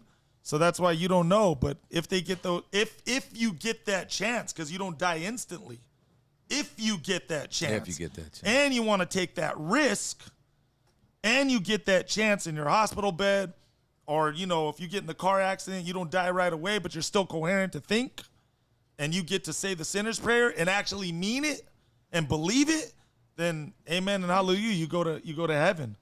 But no one will know that except you and God. Where can the public come see you? Because I know you do a lot of no, that just happens. Yeah, I didn't even shout out my Instagram. Follow me on the Instagram if you want to, if you care. If you want to keep up, Actor Noel G. That's where I put all my events, my speaking events. Okay, dope. Where they could come check me out and keep up with me if you want. And every now and then on my Instagram, I'll drop a little something. Yeah. You know, but yeah, that's why the Bible talks about just be ready in season and out of season. Because one thing that we think as people is we have time, but we never know when we're going to die. And if you have never made that decision to serve God and you die like that because you never made that decision, if I was a betting man, I would have to bet that you didn't go upstairs, you went downstairs. We got another phone call coming from L.A. with Noel G. with the Blockout Podcast. Hello. Did that make sense, though, what I told you? Absolutely, OTM. bro. Hi, who's this? It's me, Angie V? Hi, OTM. It's me, Angie V. You got it. I know that voice. Say hello to Noel. Yeah, it's me. Yes, hi, Noel G. How you doing? I'm good. How are you? Chilling. That's cool. And hello, Blackiana. Hi, Angie V. Yeah, so the reason why I'm calling is because I was just wanted to touch up on what Noel G is saying. And it's funny because I had somebody asked a question in the comments in the chat, and I answered it, and it's pretty much confirming what I said, you know. Also, what my pastor says is that when somebody, like, say, for instance, if you don't, you know, repent and ask God into your life and say the sinner's prayer, like my pastor says, to not accept them, it's like if you're making a choice already. And like he says, we're not promised tomorrow. God forbid something happens. The minute somebody walks out somewhere or anything, you know, we could just drop dead or whatever. If one doesn't die with, you know, repentance of the heart, then unfortunately one goes to hell, you know, but that's why we have to be safe. Yeah, thank you for that. See, and that's the beautiful thing. Sometimes, you know, you'll get a Christian that comes in and backs you up.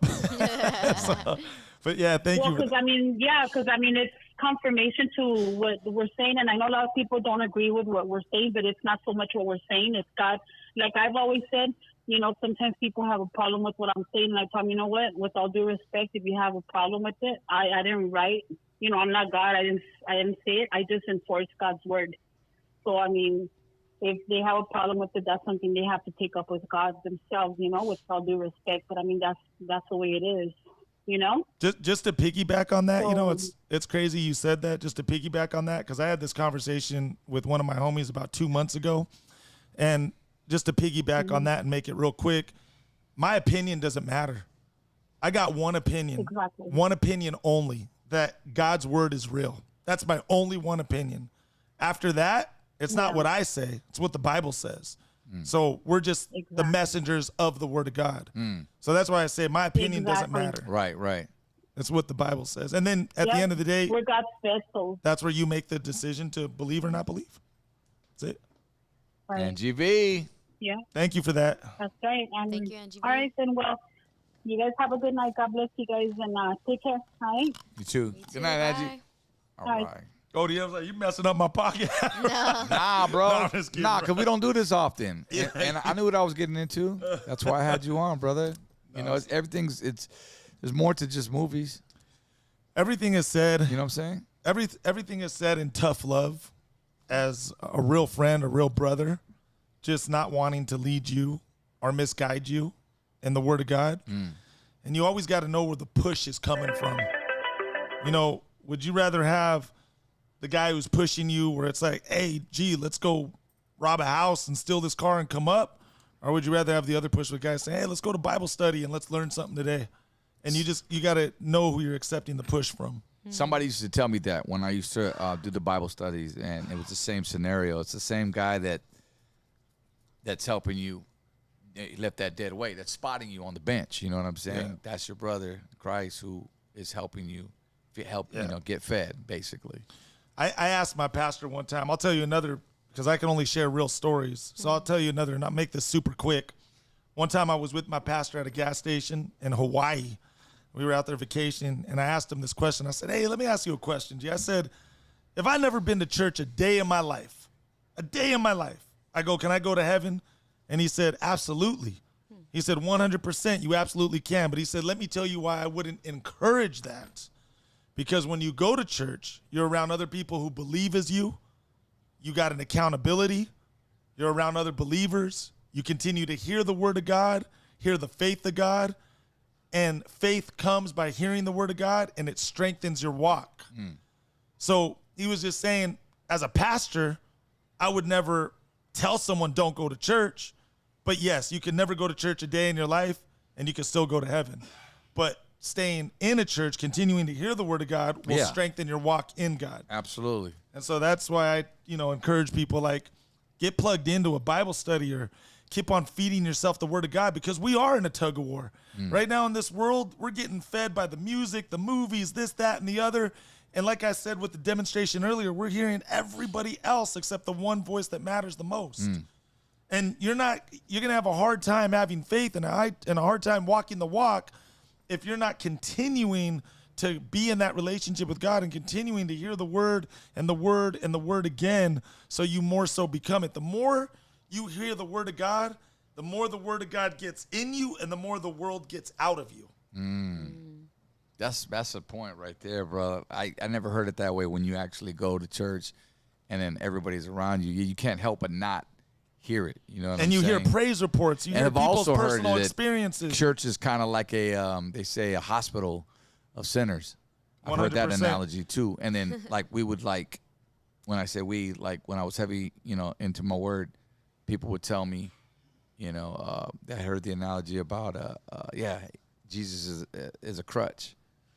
And it's like, it's like a crutch. Well, yeah, I'll give you a better one. Where it's like this. A lot of people think, I got to go to church and I got to change for God. Yeah. No. You just go to church and let God change you. Nice. That's crazy. Give me a mirror. I just need a mirror right now.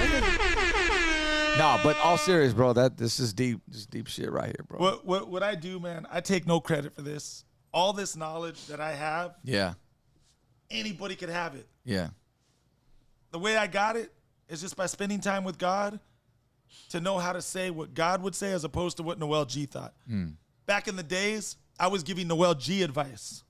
But as I learned the word of God, now I know how to give God advice. And that's the difference. And that's what I'm saying. A lot of us, we do this and do that. And that's cool because you implement some of that. Yeah. But you know how to bring it back to the real source, which is God. Do you see yourself doing full-on ministry, at this point? I know. I've been, what bugs me about Hollywood, bro, just to keep it 100, is the hypocrisy, bro. The two-faced hypocrisy.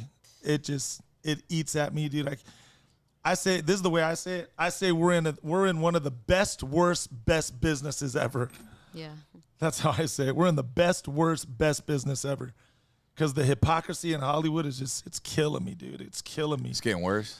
I even screenshotted this the other day, bro. I'll let you read this, man. I saw this and I was like, see, I was gonna go for audition, but fuck that. I was like, I don't want to be an actor no more. Nah, I was like, I gotta screenshot this saying right here.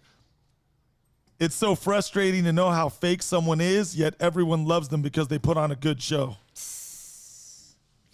Fuck, man. Put that frame that, put that shit in Marshalls. I was like, I gotta screenshot that one, bro, because that's so true. And that especially that's with social media. And just I know, alone. and that's my point. And that's why I said, unless you know someone personally or were involved in the situation personally, you don't know a damn thing, bro. So all I speak on now is what I'm involved in personally, or situations that I've been involved in personally. Yeah. So when someone says, what's your opinion of that? What's your opinion of that? I'm like, gee, I don't know the man. I don't know him. I agree. If I know him, I could tell you the real. If 10 people told you this guy burned me, 10 people said they got burned, but you've never met him, you going to work with him? I would be cautious. And that's why I said I do a heart check and a personality check first. Right. See, when I turned my life over to God, and people who operated under what I said before I turned my life over to God, they were operating in Noel G's old file. But when you turn your life over to God and you're real for God, now I got a new file. Yeah. So I got to know what file you operating in. You operating in the new file or the old file? Because I don't know if I'm just using it as an example, if I got the old ODM or the new ODM. You get what I'm saying? And that's what I'm saying. That's why I say, like, the wisdom. Now I do heart checks. I do personality checks first. Yeah.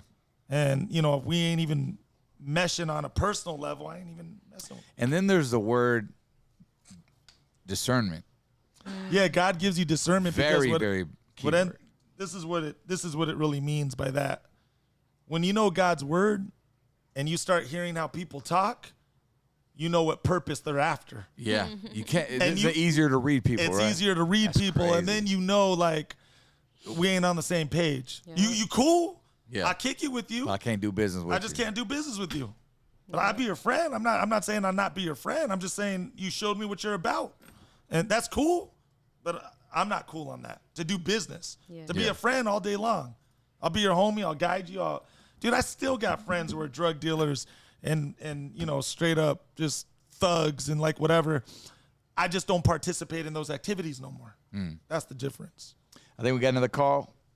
830. Where's that at, man? Hi. Hey, what's going on? You're on with Noel G. Hey, Noel G. This is Daniel. I'm from San Antonio, Texas. Oh, what up? We got a lot of Texas callers today.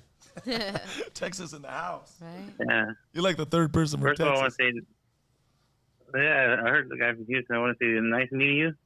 I just want to say what you said about the trusting in the media and trusting in Hollywood. They do kind of they're two-faced sometimes, and I want to agree with that. Not that long ago, I am also on a podcast, and we got called up by ABC saying, "Hey, we're gonna do news with y'all. It's gonna be good," and they bamboozled us just like the Washington Post did. So, yeah, you gotta be careful who you talk to out there, guys. Gotta do that heart check, personality check.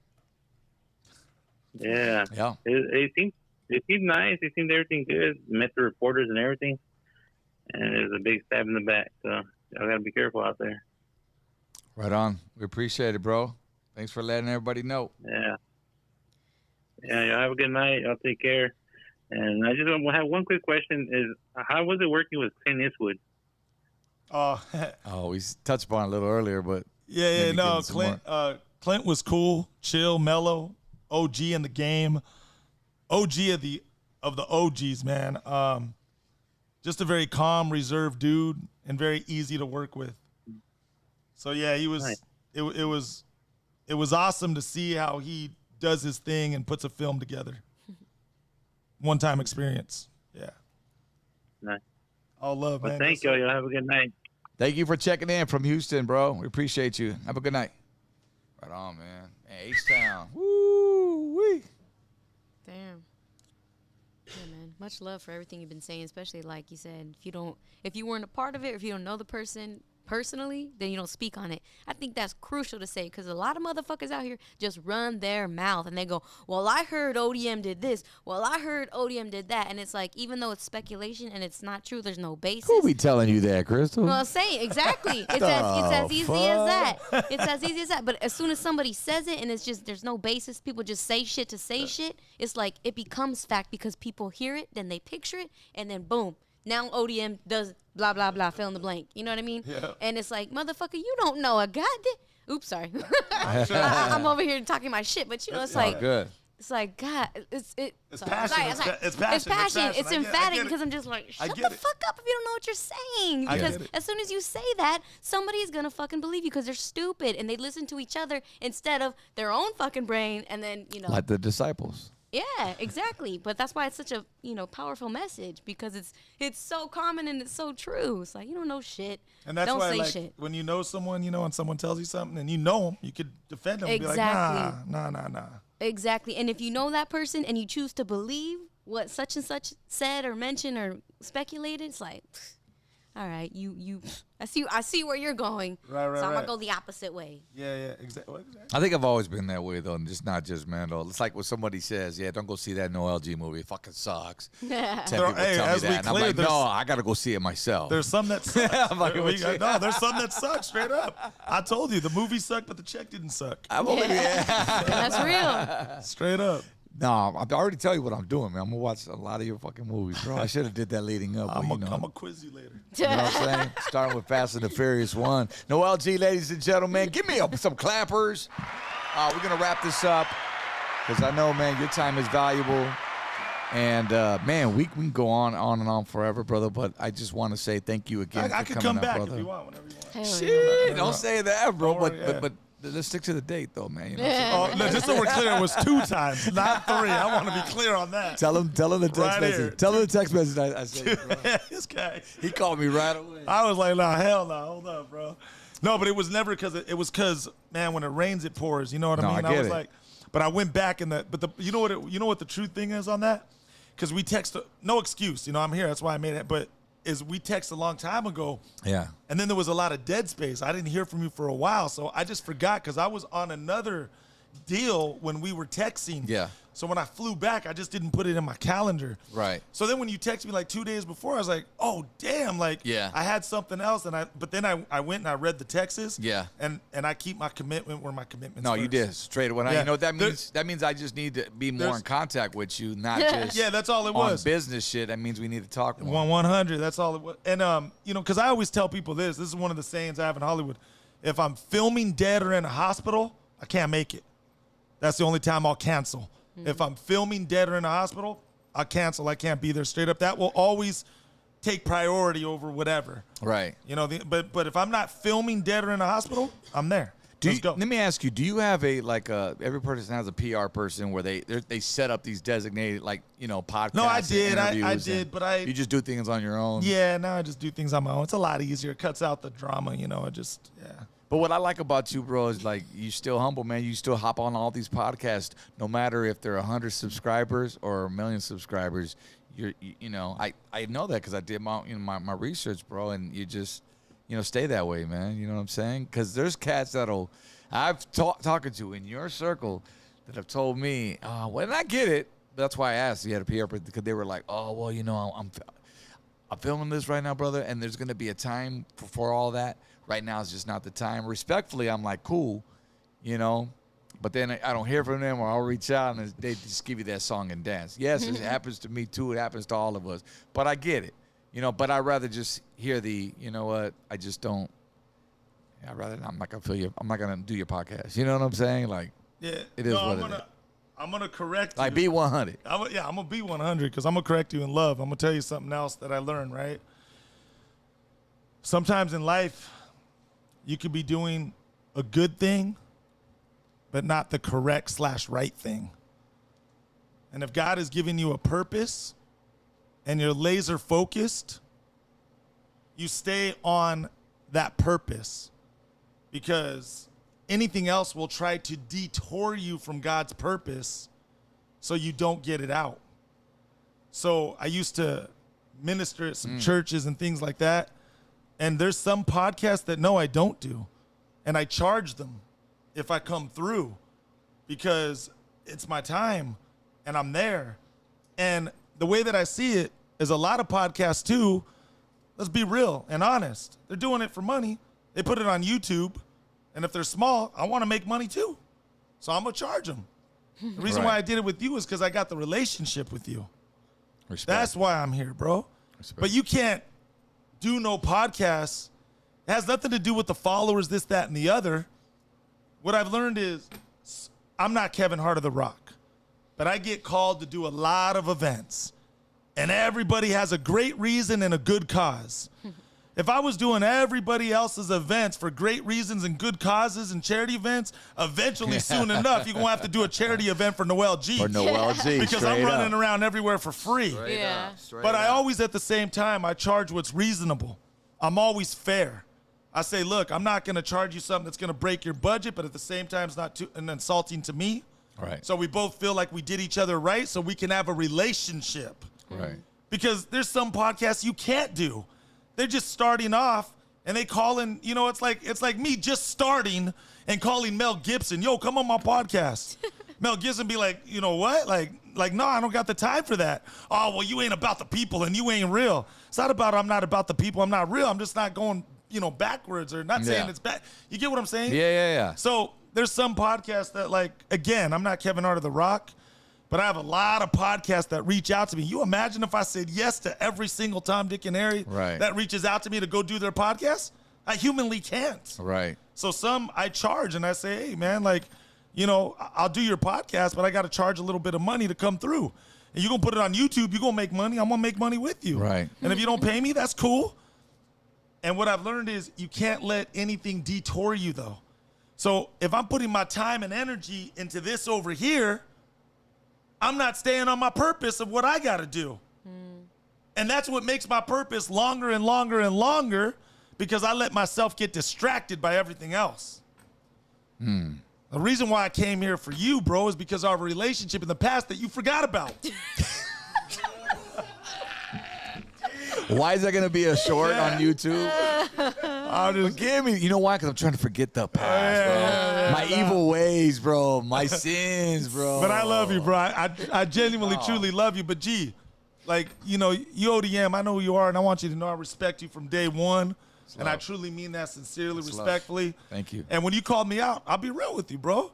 It was like an honor, bro. Straight up to me, I was like, oh damn, like I was waiting for this call. That's love, bro. So I wanted to be on your podcast. You know what I mean? But it's like what you said. Let me just tell you, if you get a call, hey ODM, I want you to come do a couple songs at a birthday party for 20 kids. Are you gonna ask to be paid or not? Straight up. If it's a stranger, this is how I make. This is how I feed my family. Exactly my point. For sure. So there's my point. Yeah. You can't just, because then it comes into like, oh, you're not gonna do a song for 20 kids at a birthday party? Right. You ain't about the people. You ain't real. You fake. All you about is the money. Right. No, I'm not. It's I gotta put my time where the time. And if you want me, it's like, dude, like, don't get me started on that. Yeah. We'll go another hour. Yeah. No, this is how we feed our family, I just be real, bro. man. Up. I tell people like this straight up, man. If you're gonna hate me, Noel G, you're gonna hate me for two reasons. You're gonna hate me because I was too truthful with you and you couldn't handle it, or the second reason, you just came up with your own reason why you hate me. Because I'll always keep it truth and straight up. I don't care. Facts. Big facts. And you don't gotta go ask. I'll say this last one. I'm gonna finish with this. You don't got to go ask for dirt on Noel G. Right. Noel G will tell you himself. Absolutely, 100. I'll tell you my dirt straight up. Yes, sir. You know what I'm saying? And that's the thing about this, Noel, is like, I don't care, dog. I'm just real. Have I came at you for any dirt during this whole conversation at all? Have I tried to fish for dirt out of you today? No, I wouldn't even care if you did or not. I'm just know, saying, but we talking openly. What like, I'm whatever. saying is when you come to the Blockout Podcast, I'm not going to do that, man. I'm not going to be like all these other motherfuckers who making money. Like, I'm drama free. Now, if you come and put it out there, like I always say, and show your ass, then it's out in the universe. Right. Yeah, if you volunteer it. Now it's free game. If you volunteer it. Because I've had guests on here, and you guys can side with me on this one, to where they go in, right? And then I'll take that one little clip, like everybody else, and I'll throw it out there because it's out there. Hey, dog, why you got to put that on Instagram, man? Can you remove that? And bro, you said it. It's still out there on YouTube. I just I trimmed some fat. Yeah. And the people want to, you know what I mean? But I get it. Okay, so respectfully, I have removed reels. No, I get it. But you know but that's my point, man. Like other than that, I don't look for that. There's you no got gotcha. You got to a certain level where some things are just to be straight up, not to hurt or cut it. It's just are not worth your time. And if they're gonna be worth your time, you've earned the respect at where you're at to get paid for it. Right. That's why you did what you did, to get to a certain point where you can make a living doing off of what you love, and there's no wrong in that. Right. And people who don't understand that, cool. Guess what? When their podcast blows up later, they gonna find out later on their own journey, damn, if I would have paid for it and had some big guests, I could have been bigger quicker than saying to all the big guests I was inviting. You know why you're inviting them. Right. So you can get the views and get and later make the money to be known. Yeah, quick clout. And then later, what happens is you get forgotten. They brought you on the first podcast where you said, yeah, I'll do it for free. They blow up, and they ain't even calling you to come back. Right. And you helped kick them off. Right. Get the hell out of here, dog. Woo, hitting the nail on the That's head. why I don't care, bro. Like, I tell people straight up. There's people, man, it's just funny. It's like, you gonna earn where you get. And it's not said in a sarcastic way. It's not said in a mean way. It's not like I want to be an actor. Well, let me just give you a starring role because you want to be an actor. Yeah. Like all the other 1,000 people behind you want to be an actor. Yeah. Show me what you can do. Earn your stripes. You know what I'm saying? How many years? Let them know how many, if they don't know, how many years it took for you to actually cast, your big first movie me role. 8 years to get my first film. Did you ever want to quit at that point? Oh, hell yeah, bro. I wanted to quit throwing the... But I always think about this, and this is what I encourage people. I tell people straight up, man, if I would have quit it on that 7th year, if I would have said, it's too tough, it ain't happening, throw in the towel, give up, say I'm walking away from this, whatever, I wouldn't be where I'm at today. Whether it takes 8 years or 20 years, your dream can become a reality, but you're going to have to fight for it. You're going to have to take risks. You're going to have to take chances. You're going to have to grind. You're going to have to, fight through the mud. You're going to have to, Okay, what about those artists or rappers? And I don't want to say the cliche thing, because a lot of people say don't give up, everyone says a lot. Let me tell you a way to advance in life that I want to say something beyond that, because that is truth though. Don't quit, don't give up, et cetera, et cetera. That is truth. Yeah. But let me give you a golden nugget on how to get there and you're not quitting and not giving up. You know how you get there? You just be a person of integrity. Just be someone who does what you say. Because when people like you, because you're someone of integrity, and you're someone who not only talks about it, but is about it, people just want to do favors for you.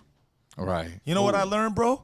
When you're one of these people, you come to work and you go, yo, ODM, man, I'm sorry I forgot the microphone.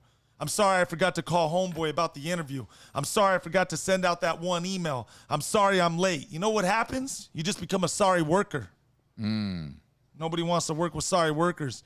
Be someone of integrity and just do what it is that you say. I tell people straight up, man, my strength ain't there, homie. I can't do it. Get someone else for that. But that I can do. Yeah. That, don't worry. Hands down, I got that. But that other thing, no, you got to find someone else. I can't do it.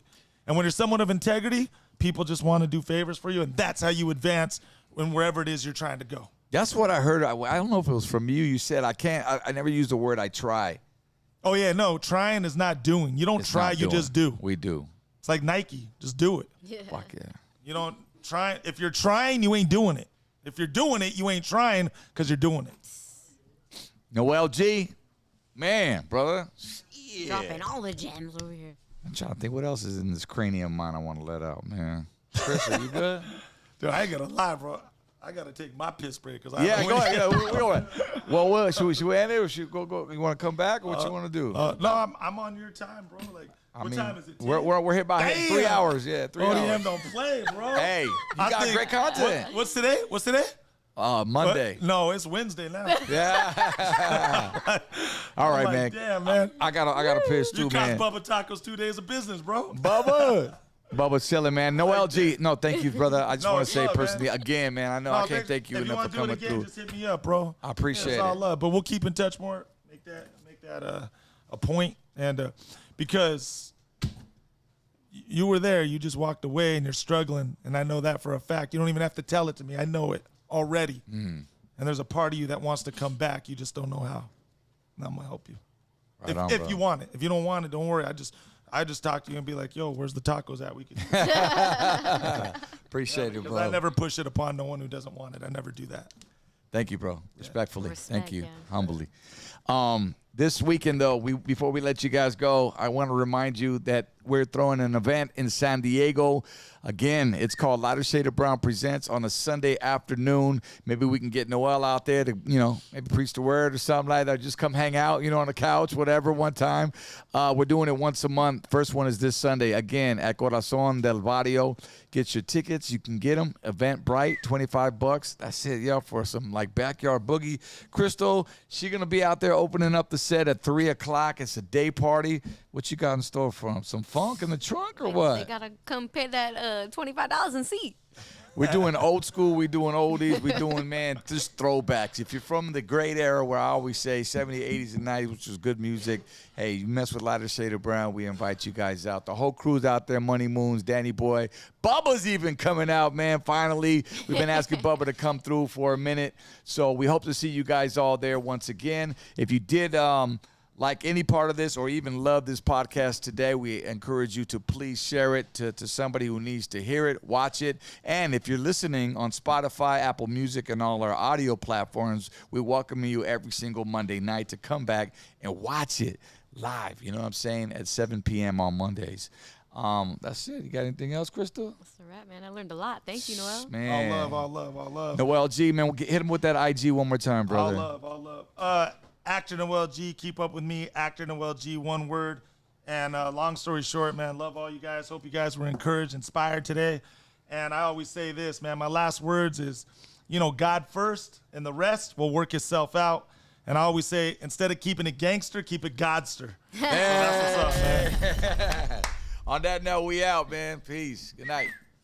Summer 2023 just got hotter. Get ready, San Diego, because Lighter Shade of Brown presents on a Sunday afternoon day party going down in San Diego, July 2nd, 4th of July weekend, 3 p.m. to 10 p.m. Come celebrate those memories with plenty of old school throwbacks, oldies, and more. Hosted by ODM from Lighter Shade of Brown with special guests, the OG lowrider girl, Dazza. Hey guys, it's your girl Dazza. I want to personally invite you Sunday, July 2nd, San Diego to a Lighter Shade of Brown on a Sunday afternoon. Bella D. You gotta find Mamacita. Oh. And taking you back with all the classics. Beto Perez, live in the mix. And we're throwing it back with Legion of Doom's DJ Mike Ski. July 2nd, 4th of July weekend. We'll see you on a Sunday afternoon. Get your tickets now at eventbrite.com. Summer 2023 just got hotter. Get ready, San Diego, because Lighter Shade of Brown presents on a Sunday afternoon day party going down in San Diego, July 2nd, 4th of July weekend, 3 p.m. to 10 p.m. Come celebrate those memories with plenty of old school throwbacks, oldies, and more. Hosted by ODM from Lighter Shade of Brown with special guests, the OG lowrider girl, Dazza. Hey guys, it's your girl Dazza. I want to personally invite you Sunday, July 2nd, San Diego to a Lighter Shade of Brown on a Sunday afternoon. Bella D. You gotta find Mamacita. Oh. And taking you back with all the classics. Beto Perez, live in the mix. And we're throwing it back with Legion of Doom's DJ Mike Ski. July 2nd, 4th of July weekend. We'll see you on a Sunday afternoon. Get your tickets now at eventbrite.com. Summer 2023 just got hotter. Get ready, San Diego, because Lighter Shade of Brown presents on a Sunday afternoon day party going down in San Diego, July 2nd, 4th of July weekend, 3 p.m. to 10 p.m. Come celebrate those memories with plenty of old school throwbacks, oldies, and more. Hosted by ODM from Lighter Shade of Brown with special guests, the OG lowrider girl, Dazza. Hey guys, it's your girl Dazza. I want to personally invite you Sunday, July 2nd, San Diego to a Lighter Shade of Brown on a Sunday afternoon. Bella D. You gotta find Mamacita. Oh. And taking you back with all the classics. Beto Perez, live in the mix. And we're throwing it back with Legion of Doom's DJ Mike Ski. July 2nd, 4th of July weekend. We'll see you on a Sunday afternoon. Get your tickets now at eventbrite.com. Man, I need y'all to make some motherfucking noise and shit for the homies. Lighter Shade of Brown.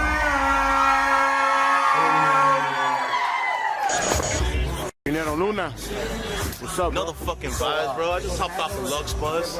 I'm in San Jacinto. We're gonna go in right now. Just hopped off the Lux Bus. About to go up in here. My homie Little Blackie's on stage, you know. Little fucking Vindog. ODZ right here. Shit. Money moves right here. This fool still know how to do it, dog. You motherfuckers be underestimating this motherfucker. He's still out here shining. But he says that humbly, bro, because we humble. Yeah. We're blessed. Yeah, man, I don't give a fuck, man. Motherfucking.